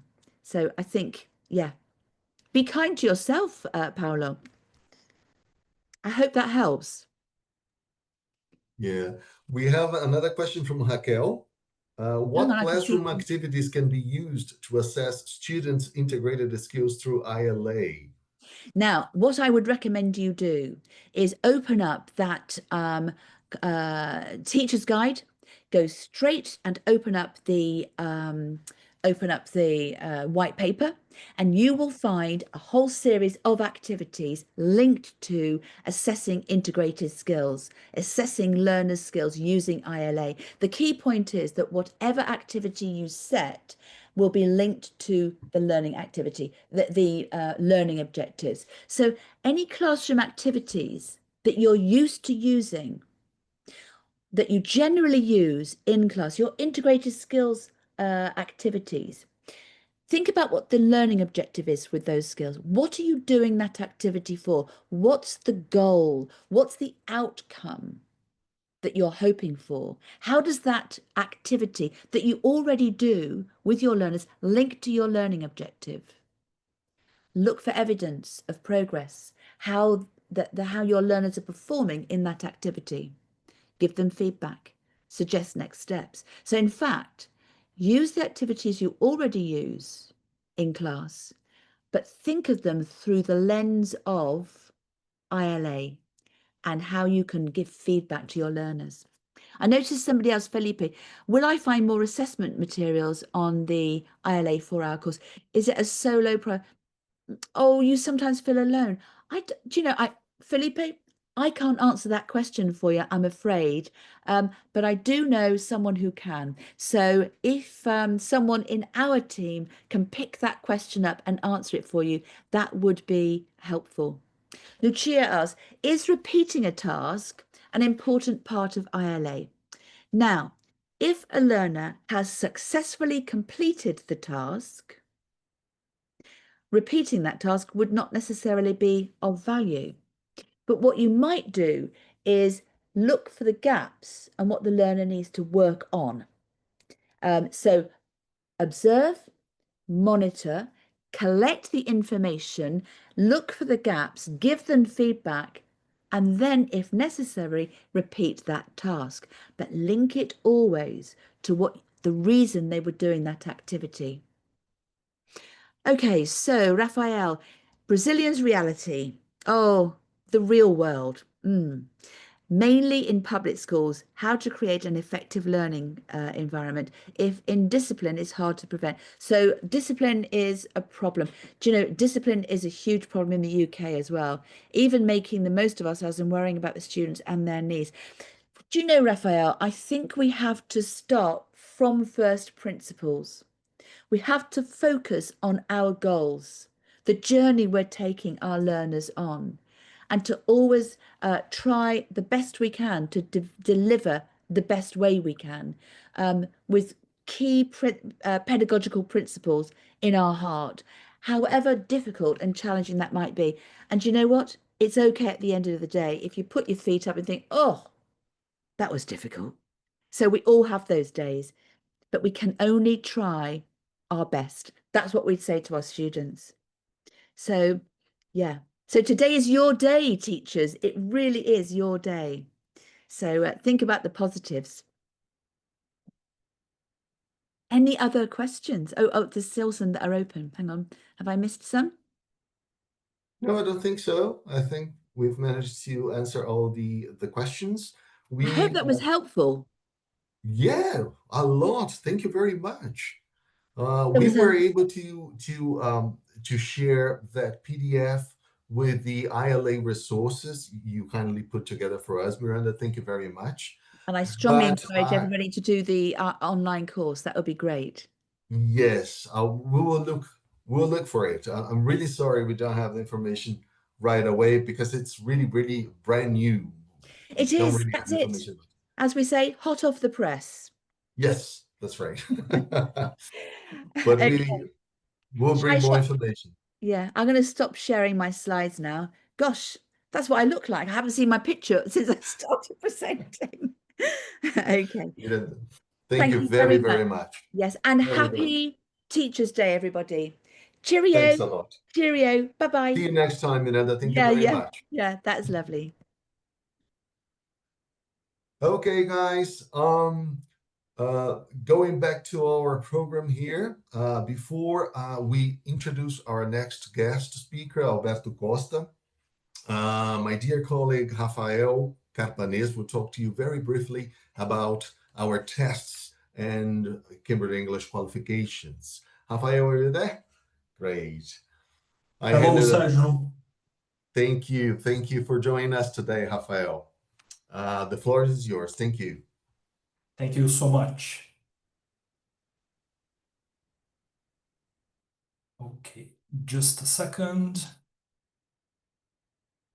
Okay, everyone, it is a pleasure to be here. Welcome, every single one of you. Good morning, good afternoon, good evening.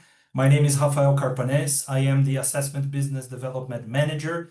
And once again, it is a pleasure to be here. Happy Teachers' Day. This is a very important profession in our lives, in our community. So once again, thank you so much for the energy and all the things that we have learned today. I myself am a volunteer teacher, so I am sure you are congratulating me as well.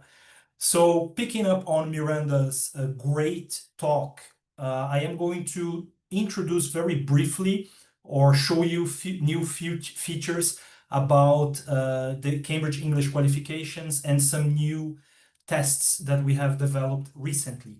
Okay, so this slide shows you exactly what kind of support Cambridge can give you in your classrooms when you are being challenged, maybe by a student, maybe by a leveling system. So once again here, from the left to the right, we have tools that will enable you to place students in the correct course. Some examples here are the Cambridge English Placement Test and the brand new Cambridge English Skills Test. So it is a very important tool for you to make sure that your students are placed in the correct course with the right level.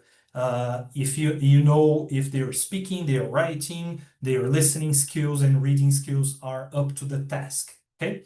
The second piece of information we have there is the improve circle. So Cambridge has a lot of learning materials, course books, online courses, PDF files, preparation materials for the exams. So everything will enable you and your students to actually become successful in learning English. We also have tools and materials for you to prepare your students for more challenging scenarios. So you can actually prepare students for exam success to make sure that they achieve their goals. It could be, to travel to another country, maybe to get a promotion, or maybe to get that job that they, wanted their whole lives. And the last point, once again, this is completely integrated to Miranda's talk. We have the opportunity to offer tools to actually prove the students' skills. Okay, so for instance, the most important examples here are the Cambridge English qualifications and also the multi-level tests. So let's see that in a more graphic way. So you are all familiar with the Common European Framework, which is here on the left of the image. So this is the Common European Framework. We also have the scale, which is a more granular number that we are able to identify the students' skills. Okay, so here on the right, we have, and in green, we have the Cambridge English qualifications. Here, we have the column for the schools segment. So we have all the young learners, pre-A1 starters, A1 movers, A2 key, for schools in this case, and also A2 flyers. Sorry, the right part here, the right part of the column is the young learners, and the left column starting from A2, you have all the exams for the schools. So A2 schools, A2 key for schools, and also B1 preliminary for schools, B2 first for schools, C1 advanced, and C2 proficiency, for instance. Okay, so these once again are all the Cambridge English qualifications divided and correlated to the Common European Framework. We also have some exciting news. We have new multi-level tests that are here in this box to the right. So we have the brand new Cambridge English Skills Test, and also we have the new LinguaSkill, which has actually now been promoted, it has been enhanced, it has been developed to actually become a certification. So this is a certificated test. Once again, LinguaSkill is now a certificated test that ranges from B1 all the way to C2. We already have recognition for LinguaSkill, but we will also be seeking for more recognition in different countries as well as in Brazil. Okay, so for you to find out more information about the Cambridge English qualifications, LinguaSkill, and the brand new Cambridge English Skills Test, please point your smartphone camera to the QR codes on your screen. And right after this conversation with you, I will also copy and paste the links in the chat. So you, maybe if you are not able to access with your smartphone, with your camera, you will be able to access the link directly from the chat. Okay. Once again, it is a pleasure to speak to you all. I hope you have learned a lot so far. I have watched the chat box and I saw a lot of interesting discussion there. So once again, thank you so much for your time. Happy Teachers Day, and I hope to see you next time. Sergio, over to you. Thanks a lot, my dear friend. Thank you. Okay, now let me just share with you my presentation here. So just a reminder before I invite our next guest, I'd like to talk to you about the raffle that we are going to have right after Alberto's talk. So we are going to raffle, number one, a Cambridge gift set with 3 teacher development books and some nice gifts from Cambridge. Then we are going to raffle 2 online self-study online teacher development courses. One is called Developing and Speaking Skills. It's worth more than $24. And the last one is Teaching Teenage Learners. It's worth more than $40. One is 2 hours. The other one is a 4-hour online course. So stay until the end and you have the chance to win, to get this very nice gifts we have prepared for you. Okay. All right. So we have now our last, but by no means least, guest speaker of the day, my colleague Alberto Costa, with his talk, Practical Strategies for Teaching and Assessing Reading, Writing, Listening, and Speaking. Alberto Costa works as an assessment services manager for Cambridge University Press and Assessment here in Brazil. His background and expertise encompass a diverse range of roles, including English teacher, teacher trainer, academic consultant, and tutor for the Cambridge CELTA and Delta teaching certifications. Alberto holds the Cambridge RSA Diploma for Overseas Teachers of English, DOT, and a specialization in teacher training from the College of St. Mark and St. John in Plymouth, United Kingdom. How chic is that? Albert, it's really nice to have you with us. It's a pleasure to have you with us. And thank you very much. Happy Teacher's Day to you. And it's really over to you. Thank you very much, Sergio. Thank you very much, Rafael. And hello, everyone. Sergio, it's a pleasure to be here with you in this project. I know Sergio has worked so hard to make this possible, and it's such an important event because today is a very important day. So I'm going to be talking about practical strategies for teaching and assessing reading, writing, listening, and speaking. It's the 15th of October, and I cannot start without wishing you all a happy Teacher's Day. I think being Brazilian myself, I understand the challenges, the reality of teaching in Brazil, but at the same time, if you ask me what you would do if you could go back in time, I would say I would become a teacher again. I would do it all over again. So it's such a pleasure to be here sharing, this moment with you. And it does sound like a celebration. Sergio managed to put together Matt Ellman and Dr. Miranda Hamilton. They are very, special professionals in our field. Apart from that, they are really dear colleagues. It's always a pleasure to be working with them. But that, Sergio, made the bar more difficult for me, being the last one to speak and the only one based in Brazil. I have worked with Matt, I have worked with Miranda in many projects, and you received the best information from the best people, really. And speaking of Dr. Miranda in particular, Dr. Miranda started a project some years ago in Cambridge to put together some teacher guides. And because today's Teacher's Day, it's a day for us to give you presents. It's a moment for you to get some treats from Cambridge. And the treats that I'll be talking about today are the teacher guides for developing and assessing language skills.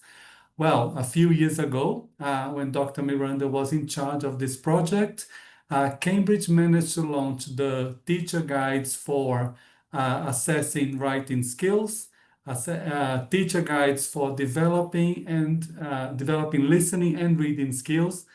More recently, under another management, Cambridge has launched the teacher guides for assessing speaking. So we have such rich resources to share with you, and I will be talking about those resources today. Of course, as I said, it's a moment for you to get your Teachers Day treats. I'll be giving you the stepping stones for you to download those great resources. Yeah? All right. So what we're going to cover today, we're going to start by talking about some general beliefs about language skills. We are going also to talk about some challenges that learners and teachers face, but we are going to give you tips as well to address those challenges. We are going to talk about language skills terminology. So if we are talking about developing language skills, we need to understand some key principles, of skills, how they work in our brains and what we can do in class based on those principles. Of course, if we're talking about speaking and writing, we need to consider some checklists. I noticed that during Miranda's talk, the chat had lots of comments about success criteria. They are part of those checklists that we are going to talk about today. And we're going to be sharing some sample tasks to guide student progress. Of course, we will share some classroom strategies for developing and assessing all the skills and to give you the way where you can access those great resources. Yeah. So speaking of the general beliefs about language skills, when we talk about developing language skills in class, I have been teaching for a long, long time. I started in the 80s, so that tells you a lot about teaching. So I have taught for many hours. I have shared ideas. I have seen many colleagues teach, especially in my role as a teacher trainer. And of course, there are some general beliefs happening when we look at skills development in some classrooms. For example, I have heard things like, I provide lots of grammar practice so students can speak correctly. Yeah. Another belief that I have seen in class is, I teach writing through dictation activities. Yeah. Another belief as well involves, for example, listening activities. And the teacher says, in listening activities, I play the audio twice only. And of course, one last belief that I have here for you is when teachers say, or maybe they think that learners love it when they ask them to read the texts in the book aloud. So if you go to the chat, can you share some views about those beliefs? Do you share similar beliefs or do you share different beliefs? Can you show some of your reactions to those beliefs in the chat? So maybe by saying which belief do you agree with, or maybe you have a different point of view. Maybe your practice is similar, your practice is different. Adaldo says he agrees, but Adaldo, do you agree with all of them or with one in particular? Okay. Raquel mentions multiple opportunities to speak. Yeah, okay. So it's somehow, Raquel, if I understand, it moves away from the idea of grammar practice, speaking correctly, right? Howe says it doesn't share the same beliefs. Okay. Howe, can you share a different belief then? And then I can see Patricia saying, or maybe Hilda saying, to read aloud is a good technique to listen and speak. Yes, Hilda, it's a good technique to listen and speak. Yes, especially because it focuses on pronunciation, for example, or usually teachers do reading aloud, aiming to do reading practice, but in fact, they keep correcting students' pronunciation. Yeah. Gustavo says they are dated. Yes, Gustavo. Yes, by all means. Patricia says, I play the audio more than twice if necessary. And why not, Patricia? Yeah. Lucia, I believe listening should practice for real life. Yeah, okay, Lucia. Yeah, I mean, there are lots of things that can be done with audio materials in class to help students develop listening skills. I relate to challenges in listening because as a learner, that was my most challenging skill. So I had to practice listening a lot. Yeah.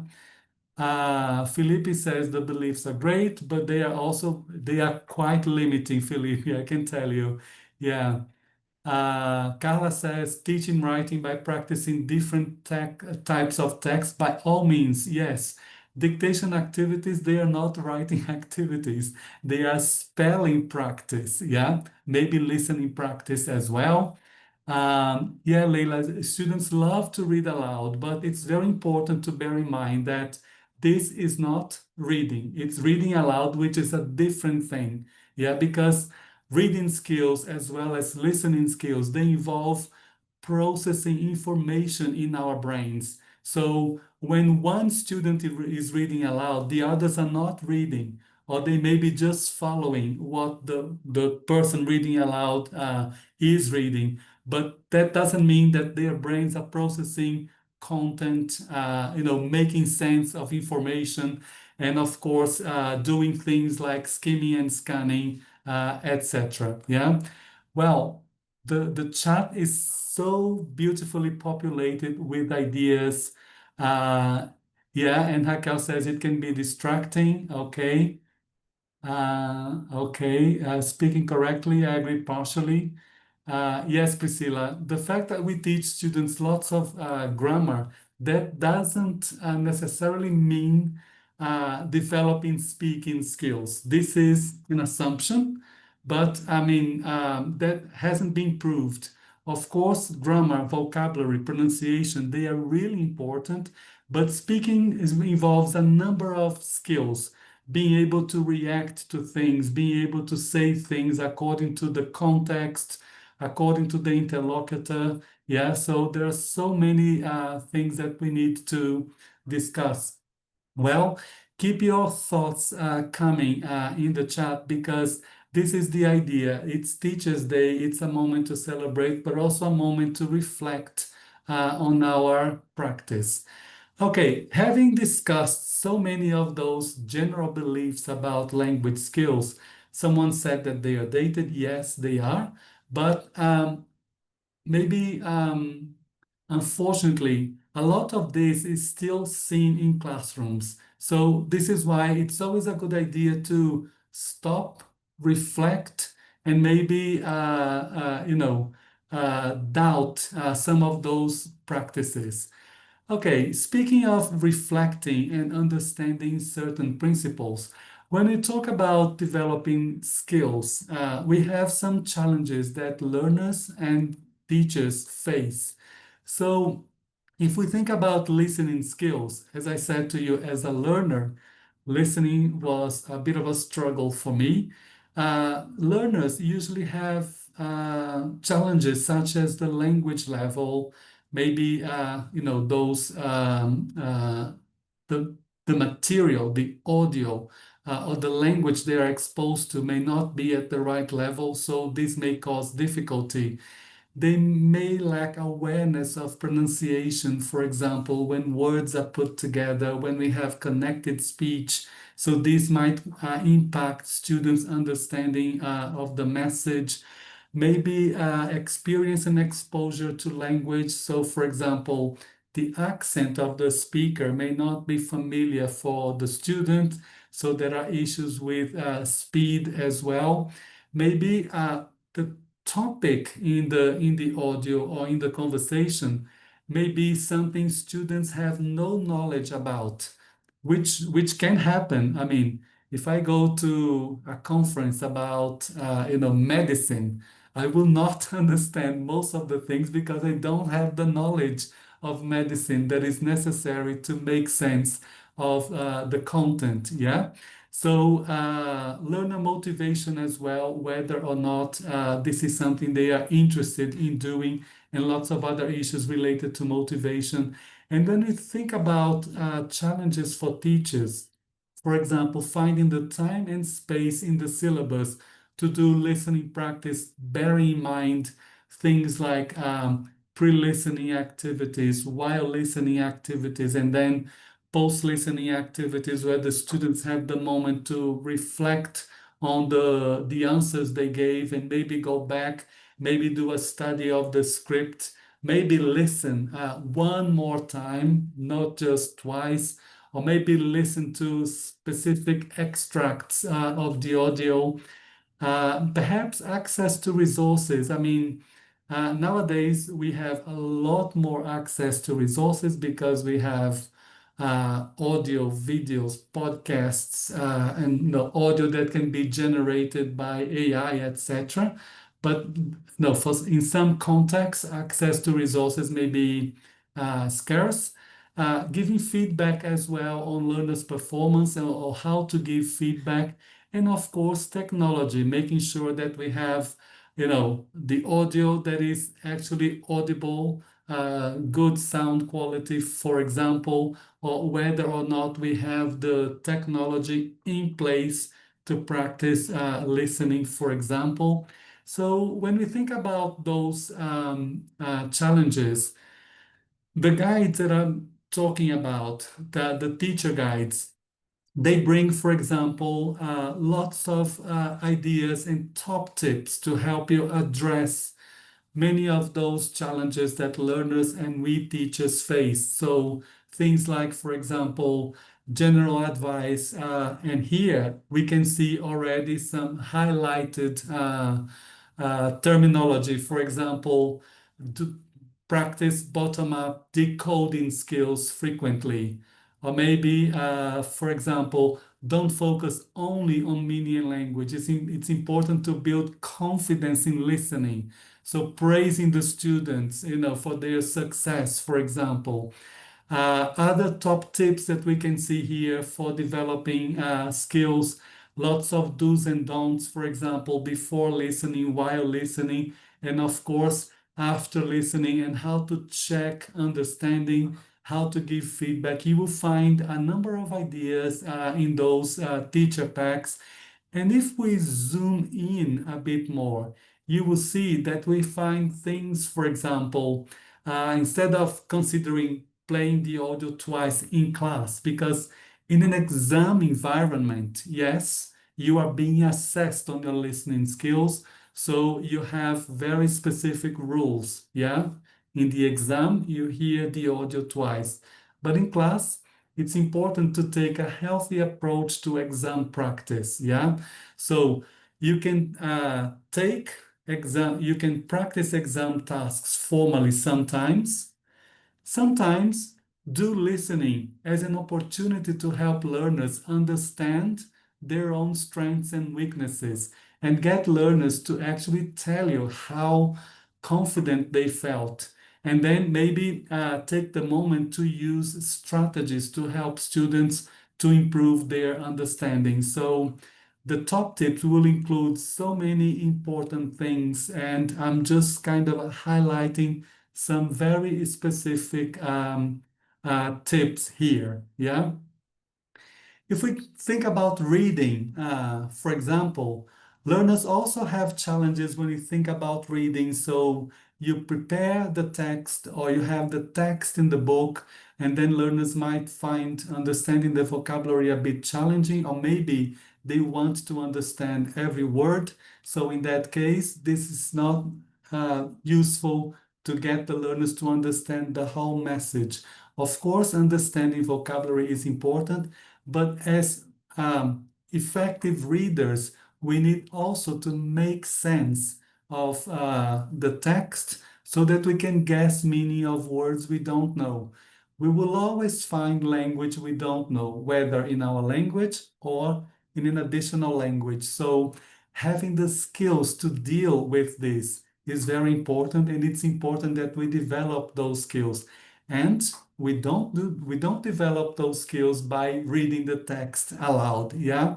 Sometimes having enough time to read, especially because in an exam you have specific length of time for the reading component, but in class, you may not have enough time for the students to read the full text or go through the reading stages, pre-reading, while reading, post-reading, for example.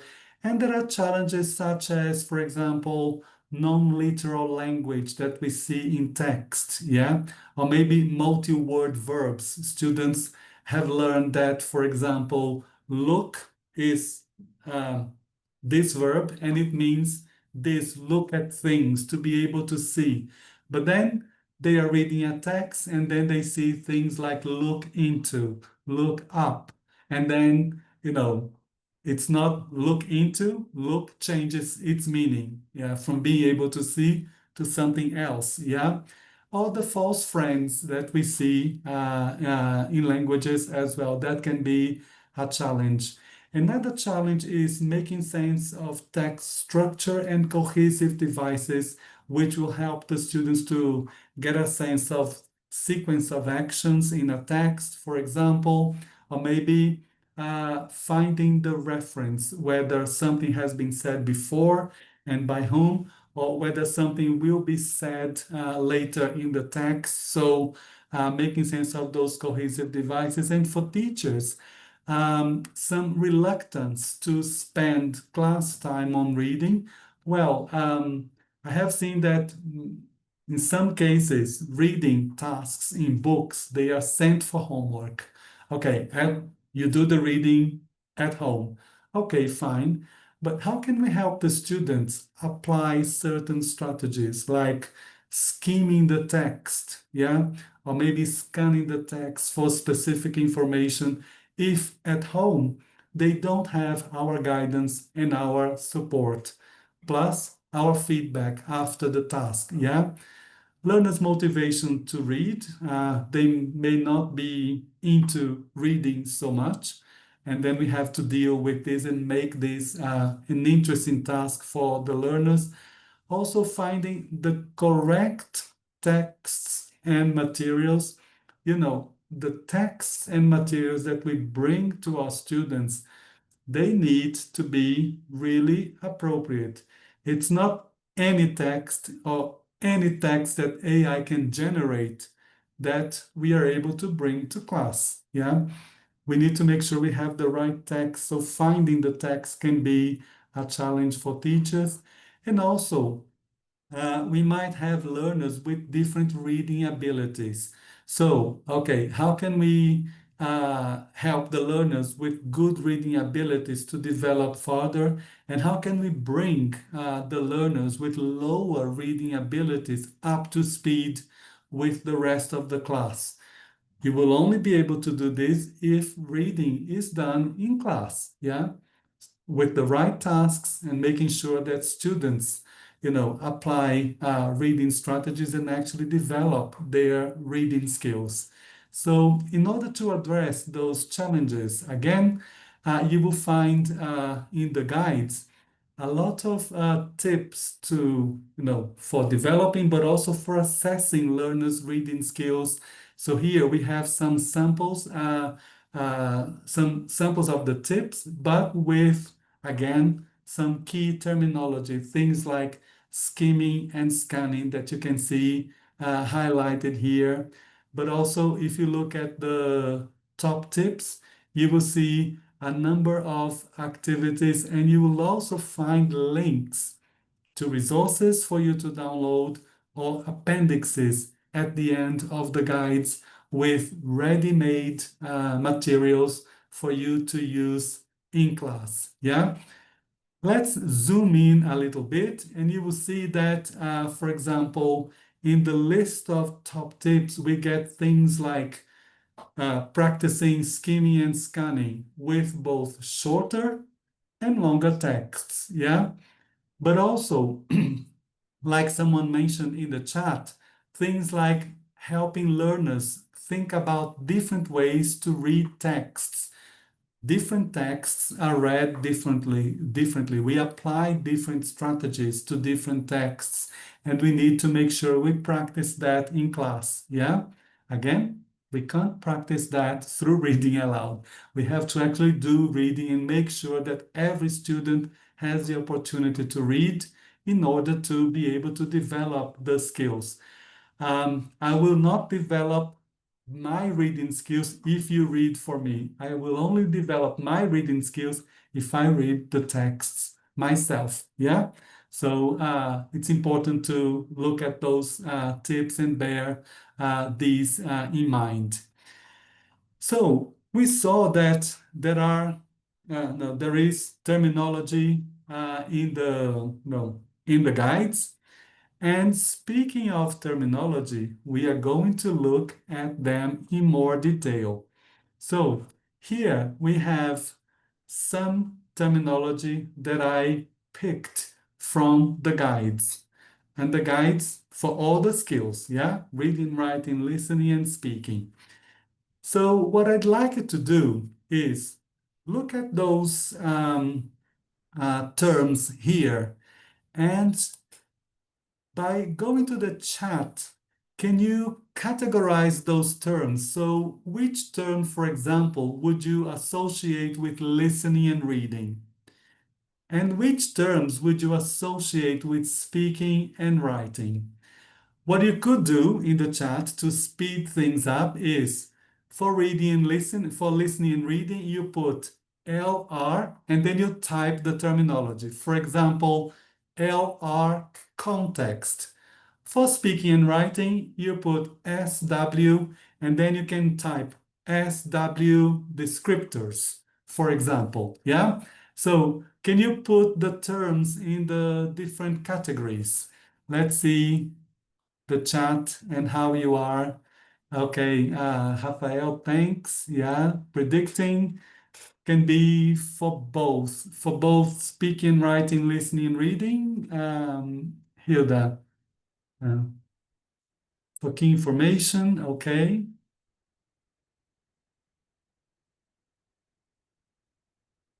Okay, yes, for predicting for speaking. Okay, top-down, processing, listening, reading.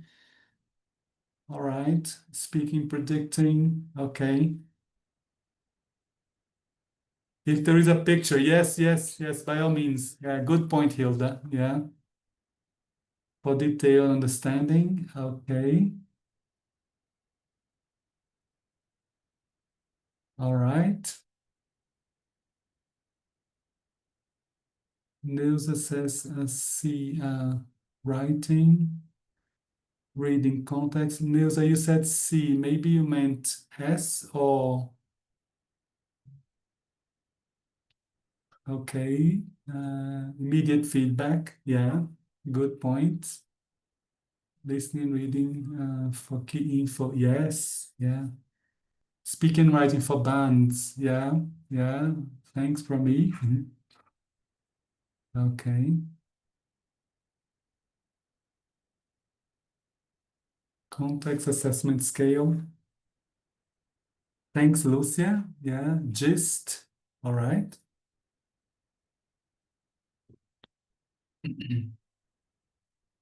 Fantastic. Well, thank you very much, everyone, for your participation in this. I'm going to ask you to participate a bit more, so just wait.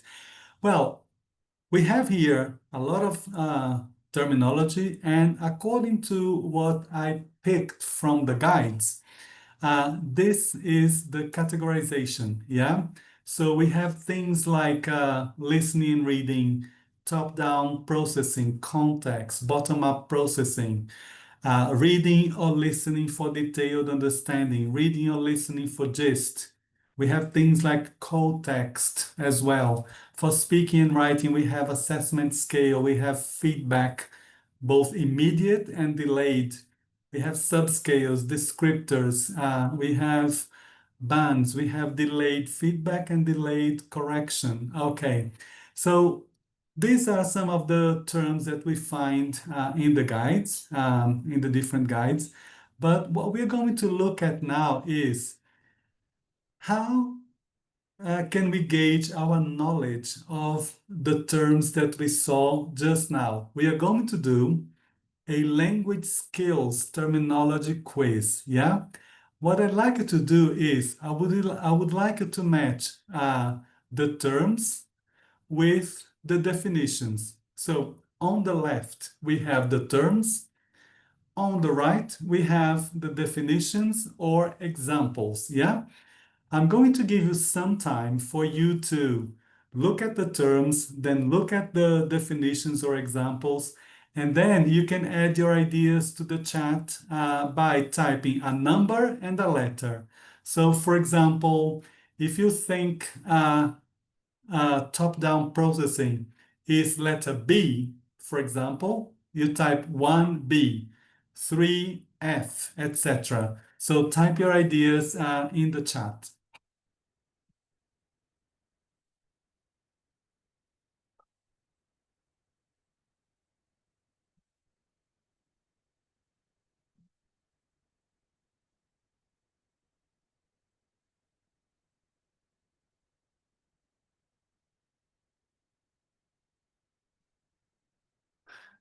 Take some time, breathe, and then start sharing your thoughts.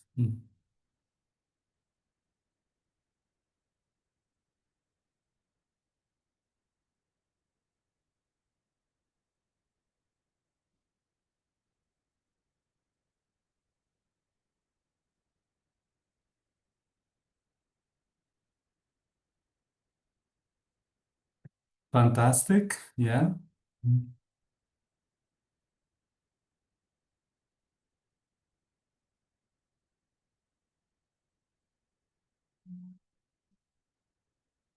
Good, good.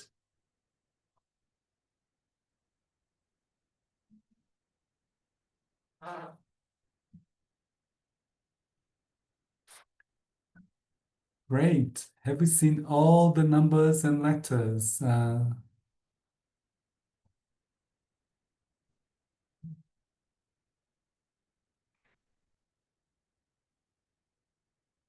We've gone as far as 8, but keep your answers coming, right? Thanks, Rocio. You've got the whole answer key here. That's fantastic.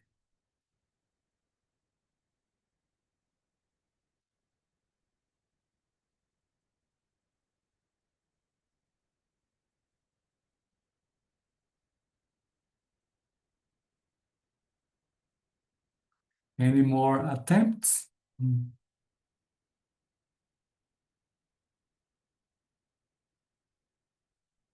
Okay, so once again, thanks for participating in this. We can see terms, we can see definitions, but let's check the answers now, right? So here is the answer key for you.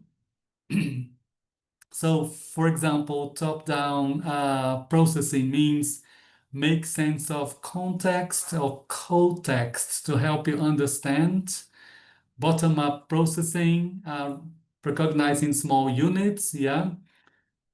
Context, it's our knowledge of the world, whereas co-text has to do with what the speaker has said so far, or what the writer has written so far. So those are two important things when you think about listening and reading skills. Yeah, making sense of context and co-text as well. We have delayed and immediate feedback here. So delayed feedback, monitoring closely and then waiting until the end to give feedback. Immediate feedback relates to on-the-spot correction. Then we have the subscales, yeah. So they are the marking criteria. So some marking criteria can be divided into sections like content, organization, and language. If we are talking about writing, yeah, speaking will have other subscales. And bands, when you talk about the marks or the scores or the grades, yeah, that learners achieve according to the criteria that we have either designed or that we have used from a source, like, for example, the teacher guides for assessing writing and speaking. They bring the Cambridge criteria for each level. Yeah. So thanks for participating in this. So when we think about terminology, the guides will give you a lot of information about those terms. So here are some samples of how terminology is dealt with in the guides. You have things like terminology related to reading. We have some to listening, sorry, then terminology related to reading. We have a number of other terms here because, you know, this is the moment when reading becomes different from speaking. We have key terminology, for example, related to assessment, like bands, descriptors, definitions, and examples. So the guides will give you all this background knowledge, which form the principles when we think about developing and assessing language skills. Yeah. So another thing as well that we can find in the guides are checklists and sample tasks to guide students' progress. We have seen a lot of terms related to bands. We have seen things like assessment scale.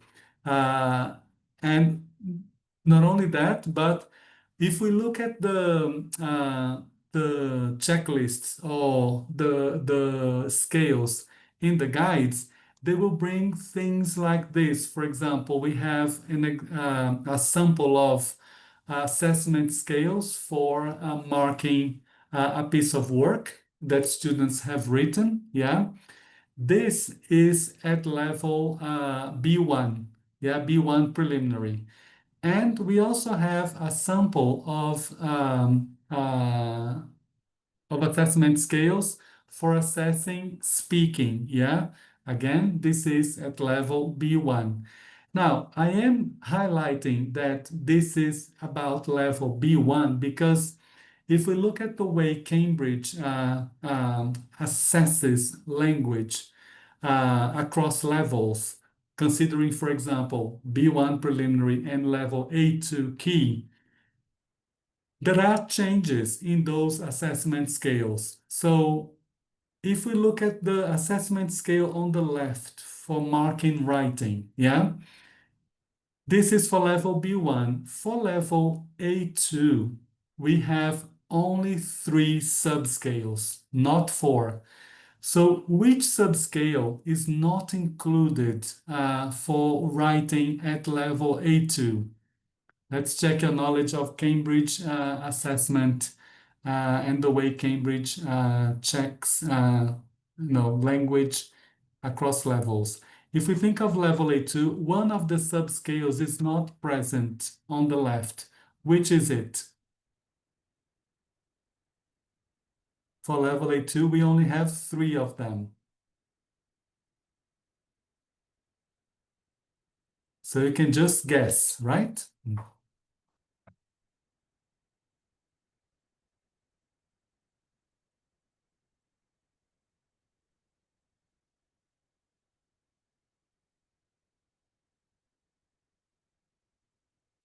You can simply write no idea or you can guess. Raquel, spot on. Communicative achievement is not included at level A2. That's spot on, Raquel, congrats. For level A2, because language production is not so extensive at this level, language is assessed in terms of content organization in language for the writing tasks. From level B1 and above, communicative achievement is included in the assessment criteria. Now let's look at the assessment scale on the right for speaking. This is for level B1, yeah? But for level A2, one of those subscales is not included. What is it?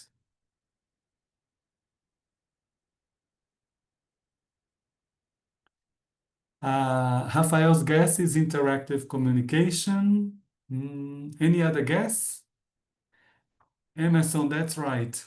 If we think of level A2 for speaking, we have all the subscales but discourse management. But we do have interactive communication because one of the tasks in level A2 is interacting. Yeah, two candidates interacting in the speaking exam. That is part 2 for A2 key. Yeah, but discourse management is not there because, again, language production at this level is not extensive. And then from B1 onwards, discourse management is included. Okay, so thanks for this. You have great knowledge about how Cambridge assesses skills. In particular, we are talking about speaking and writing. But we don't only have the assessment scales, but we also have ways of explaining the scales in great detail. So we are going to look at one of the subscales, which is content for example, writing. And we see that the guides will bring very specific definition of the words used in the descriptors. So if you look at band 5, all content is relevant. What does Cambridge mean by relevant? Yeah.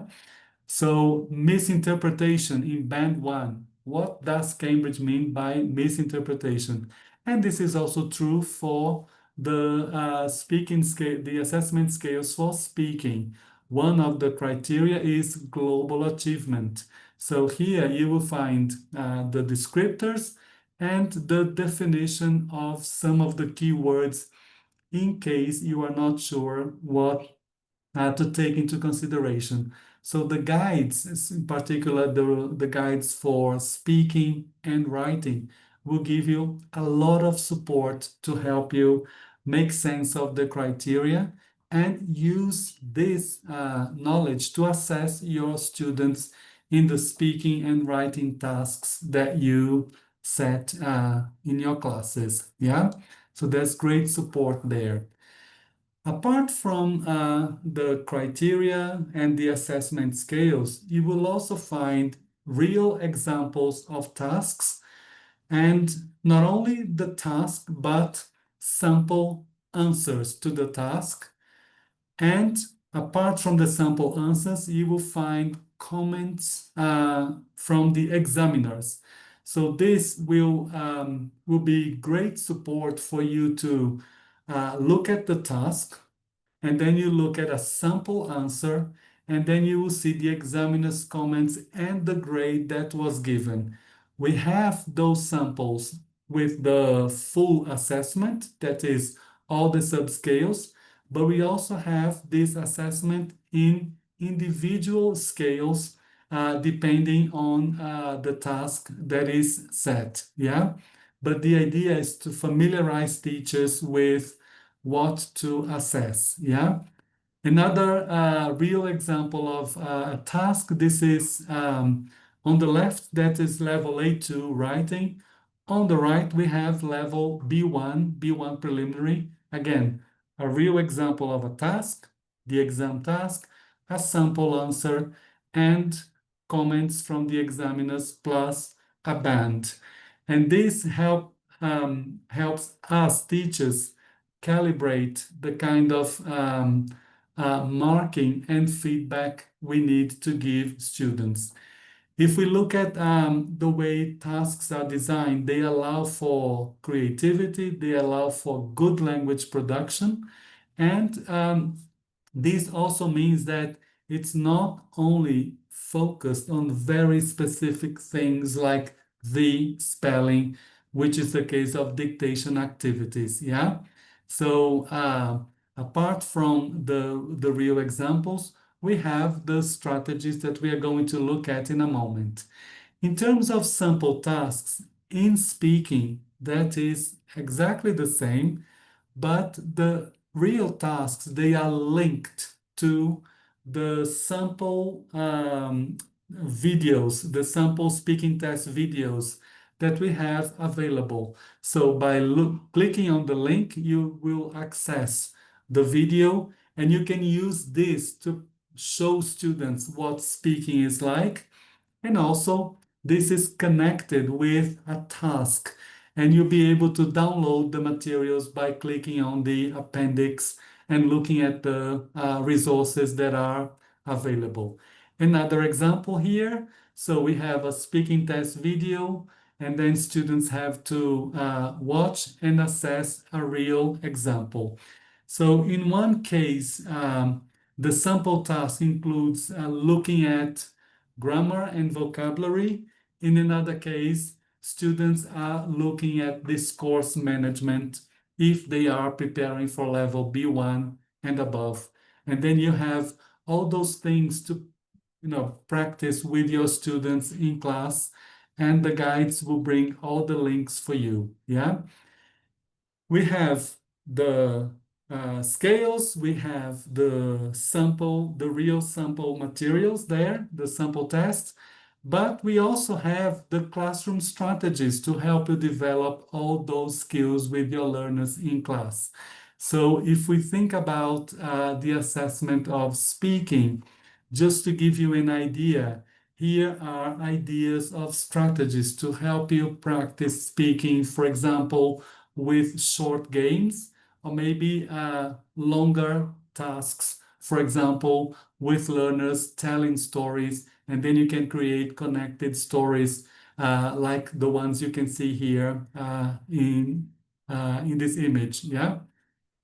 And other activities as well for example, specific areas of speaking like drilling, physical stress, working with minimal pairs to make sense of pronunciation, yeah, so that you can sound accurate and convey the right message.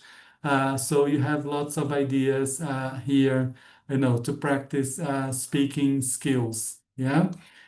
In the area of ideas, we can see, for example, still with speaking, short lesson plans, and those lesson plans will give the students the opportunity to look at, peers or other students on the video, and they can play the role of the speaking examiners. So they can watch the video, and this assessment that the students are going to make is guided. Okay, how? In what kind of way?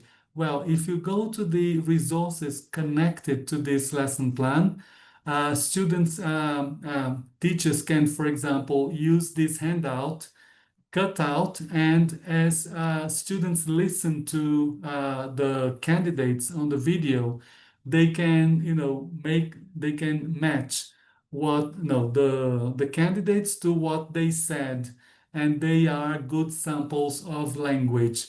So students will be able to get exposure to language, understand how to perform, and then when they perform a similar task, chances are that they will have, understood what to do and done their best in the speaking tasks.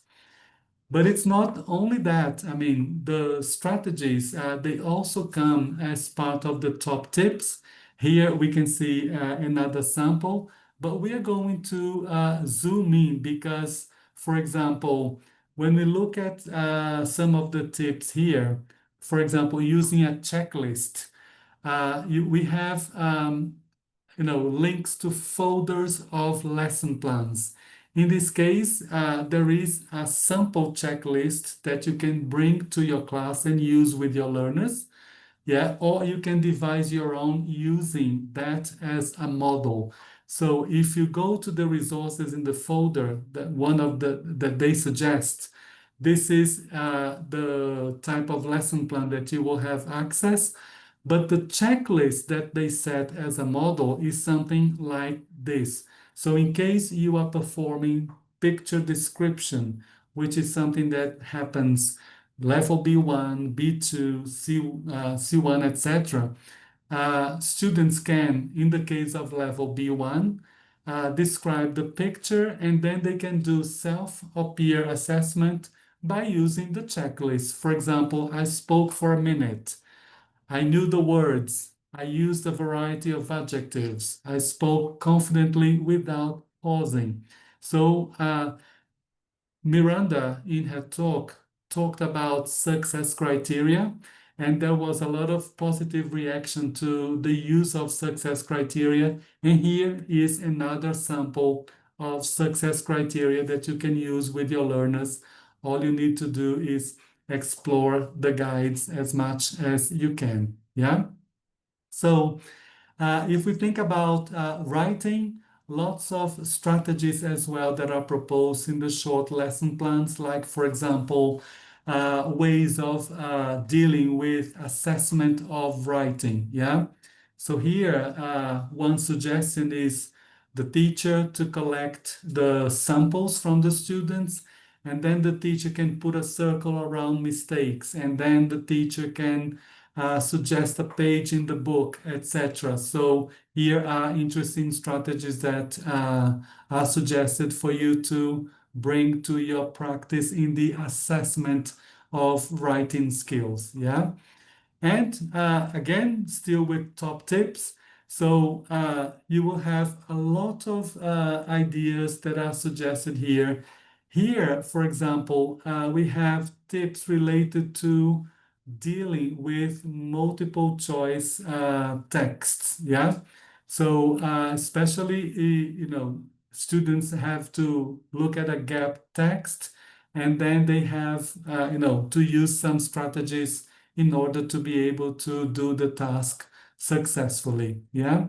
So some more ideas, and other ideas that are suggested throughout include task familiarization. So they look at a task, for example, part 2, and then they have to answer questions such as how many questions are there, how many multiple choice options, etc., etc.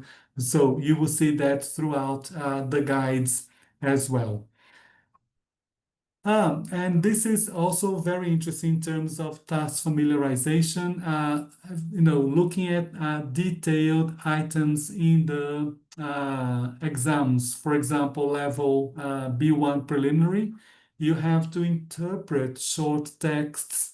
So in the familiarization, you also have strategies to help students do this and then develop their reading skills.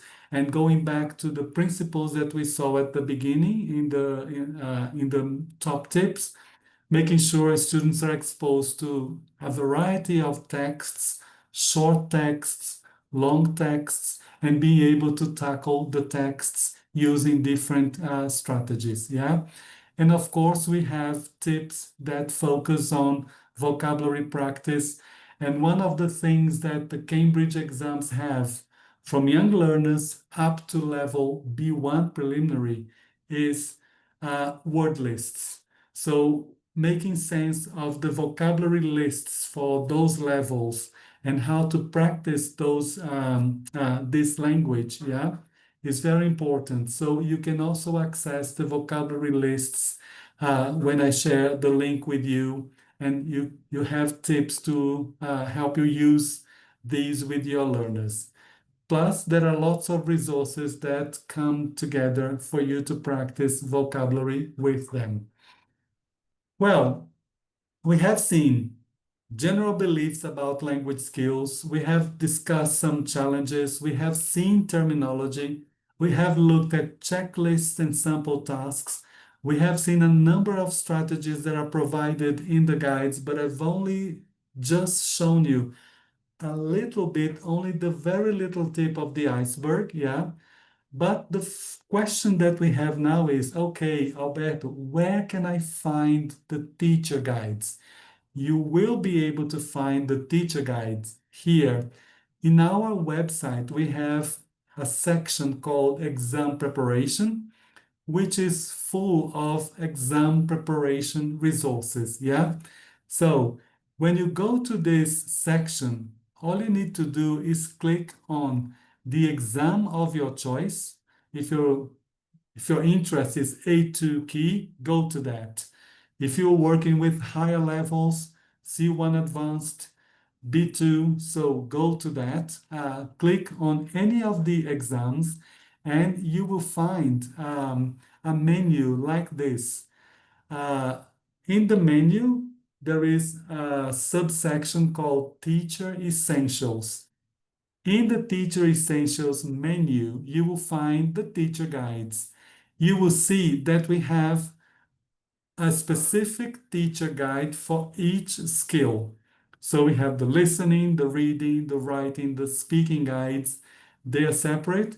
And remember, we have the guides for each level from A2 all the way to C2. Yeah? And this is where you find the guides, and I hope you make the most of this of those resources.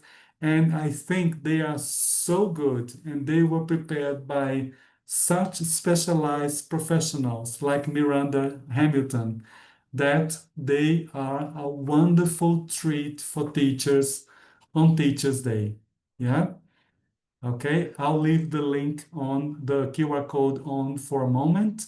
But thank you very much, everyone, for participating and for celebrating Teachers' Day with Cambridge. And Sérgio, over to you. Thanks a lot, Alberto. Great talk as always. Lots of tips, ideas, and resources available for teachers. So thank you. Thank you very much. Let's see whether we have any questions. No, we don't have any questions in the Q&A box. Okay, I think that's it. Thank you. Thanks a lot. Alberto, again, thank you very much. See you next time. We'll be soon together. Thank you. Yeah, thank you. Okay, guys, we are approaching the end of our Teachers' Day afternoon, but before we say goodbye, it's raffle time. So don't go away yet. Just a moment. Okay. And these are the prizes we are going to raffle. Number one, we are going to raffle a gift set of Cambridge Teacher Development books and a few Cambridge branded gift items there, which is very nice. Then we'll raffle a 2-hour self-study online teacher development course, entitled Developing Speaking Skills. It's a 2-hour self-study online teacher development course. And then the last one is going to be a 4-hour self-study online teacher development course entitled Teaching Teenage Learners. Those both courses are online, are self-study, and are certified by Cambridge. Okay. How this is going to work?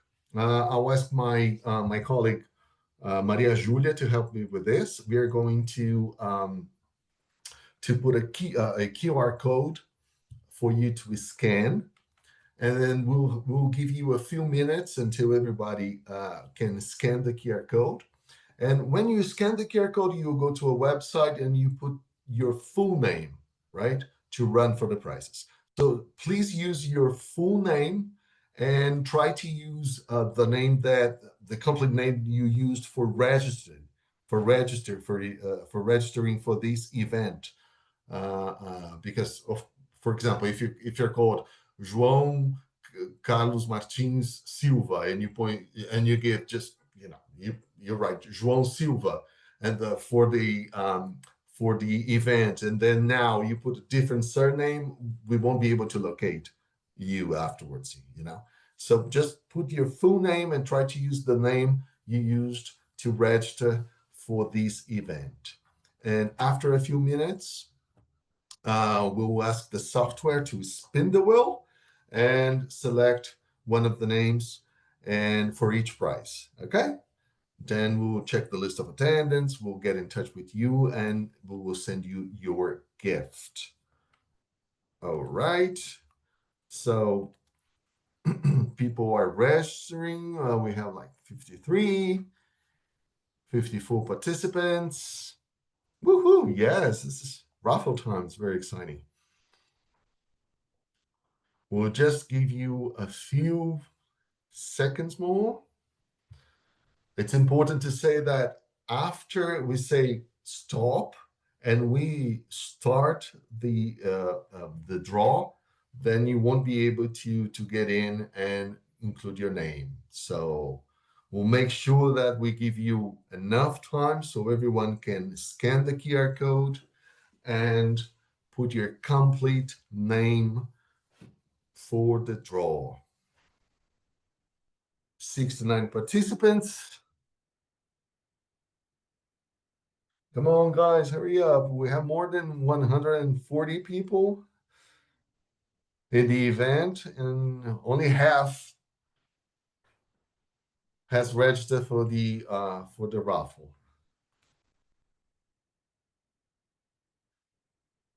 Okay, fingers crossed here.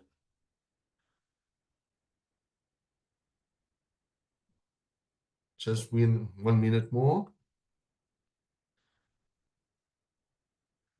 Yes. So make sure you complete with your full name, the same name that you have registered for this online event. All right. 83 participants. 84. These, you can see all the names. So the software is going to draw the name of the winners here. Okay, just a bit more. Yeah, about the certificate. I will show you later on after the draw. But we will show you the QR code you can scan that will take you to the feedback form. You just fill out the feedback form and you'll have access to the link of the certificate. And you can download the certificate of the entire event to your machine, to your device. You just save it, put your name on it, and you have your certificate.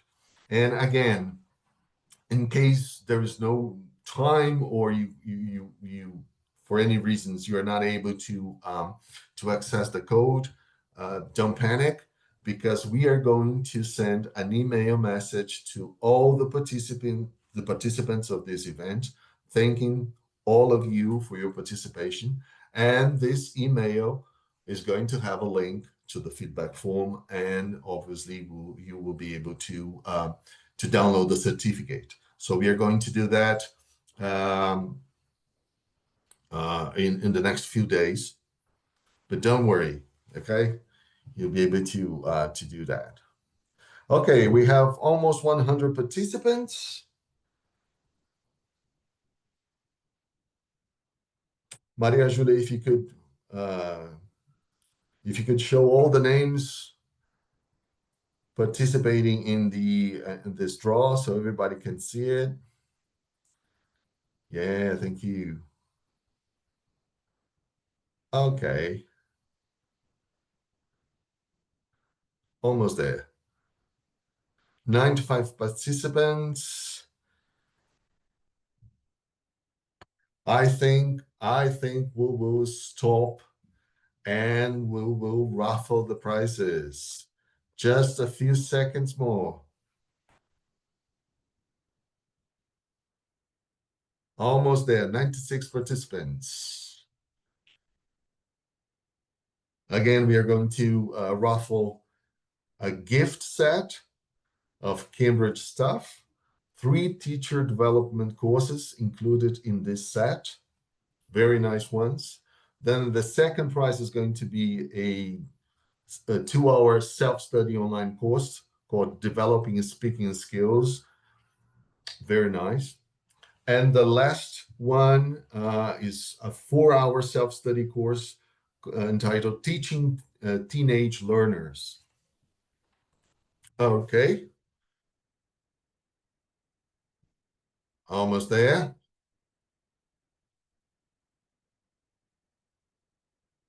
Okay, I think we can start, okay? Okay, Maria Julia, if you could help me, let's just 100%. We got to 100 participants. Let's find the first winner Let's see. Let's spin the wheel. Okay, here we go. The first prize is going to be a gift set of Cambridge material. Okay, Manu. Manu, are you really, did you put the same name for registering? If you could just type in the chat box. No, Manuela Pacheco Soares to, okay, so this is your name, Manuela Pacheco Soares, right? Okay. Okay, here we are. We have the first winner of this afternoon. Okay, I think we can, congratulations. Congratulations a lot, Manu. Thanks for being with us. And now I think we can go to the second winner. Okay, here we go. André Victor Diniz Lima. Congratulations, André. You just got a online self-study course, and we'll get in touch with you with all the details about it, the code for you to activate it on Cambridge One, and etc. So we'll get in touch with you probably tomorrow. Okay, it's the end of the day today. Okay, wonderful. Last prize. Let's go for the last one. And the last winner is going to be Teacher Patricia. Again, what's your surname, Teacher Patricia? We need your complete name. Patricia Cristina Cabral de Castro. Okay. Wonderful. Congratulations. Congratulations to all. Thank you very much for being with us until now. So that's really the end of our event, unfortunately. The recording of the entire event will be available very soon. Let me just share with you the page for the certificate. Just bear with me. Okay. Okay. This is the page with the QR codes you can use to download your certificate, and also on the right to stay tuned with us because you can get access to all the Cambridge social media via this QR code. Okay, so as I was saying, the recording of the entire event will be available on our YouTube channel shortly. You can use the QR code on the left to get your certificate. We will leave the page there a few minutes, don't worry about it. And the QR code on the right, as I said, you can have access to all our social media information. So please stay with us. And we have lots of new information and events coming in the few months. So please stay with us. So in the name of Cambridge University Press and Assessment, I would like to thank our speakers, Matthew Ellman, Dr. Miranda Hamilton, and Alberto Costa, for their time and incredible useful talks. And we would like to thank you, all teachers, for attending our event. Thanks a lot for your time. We hope you liked it, and see you next time. See you next year. Thanks a lot, and happy Teachers Day to everyone. Thank you.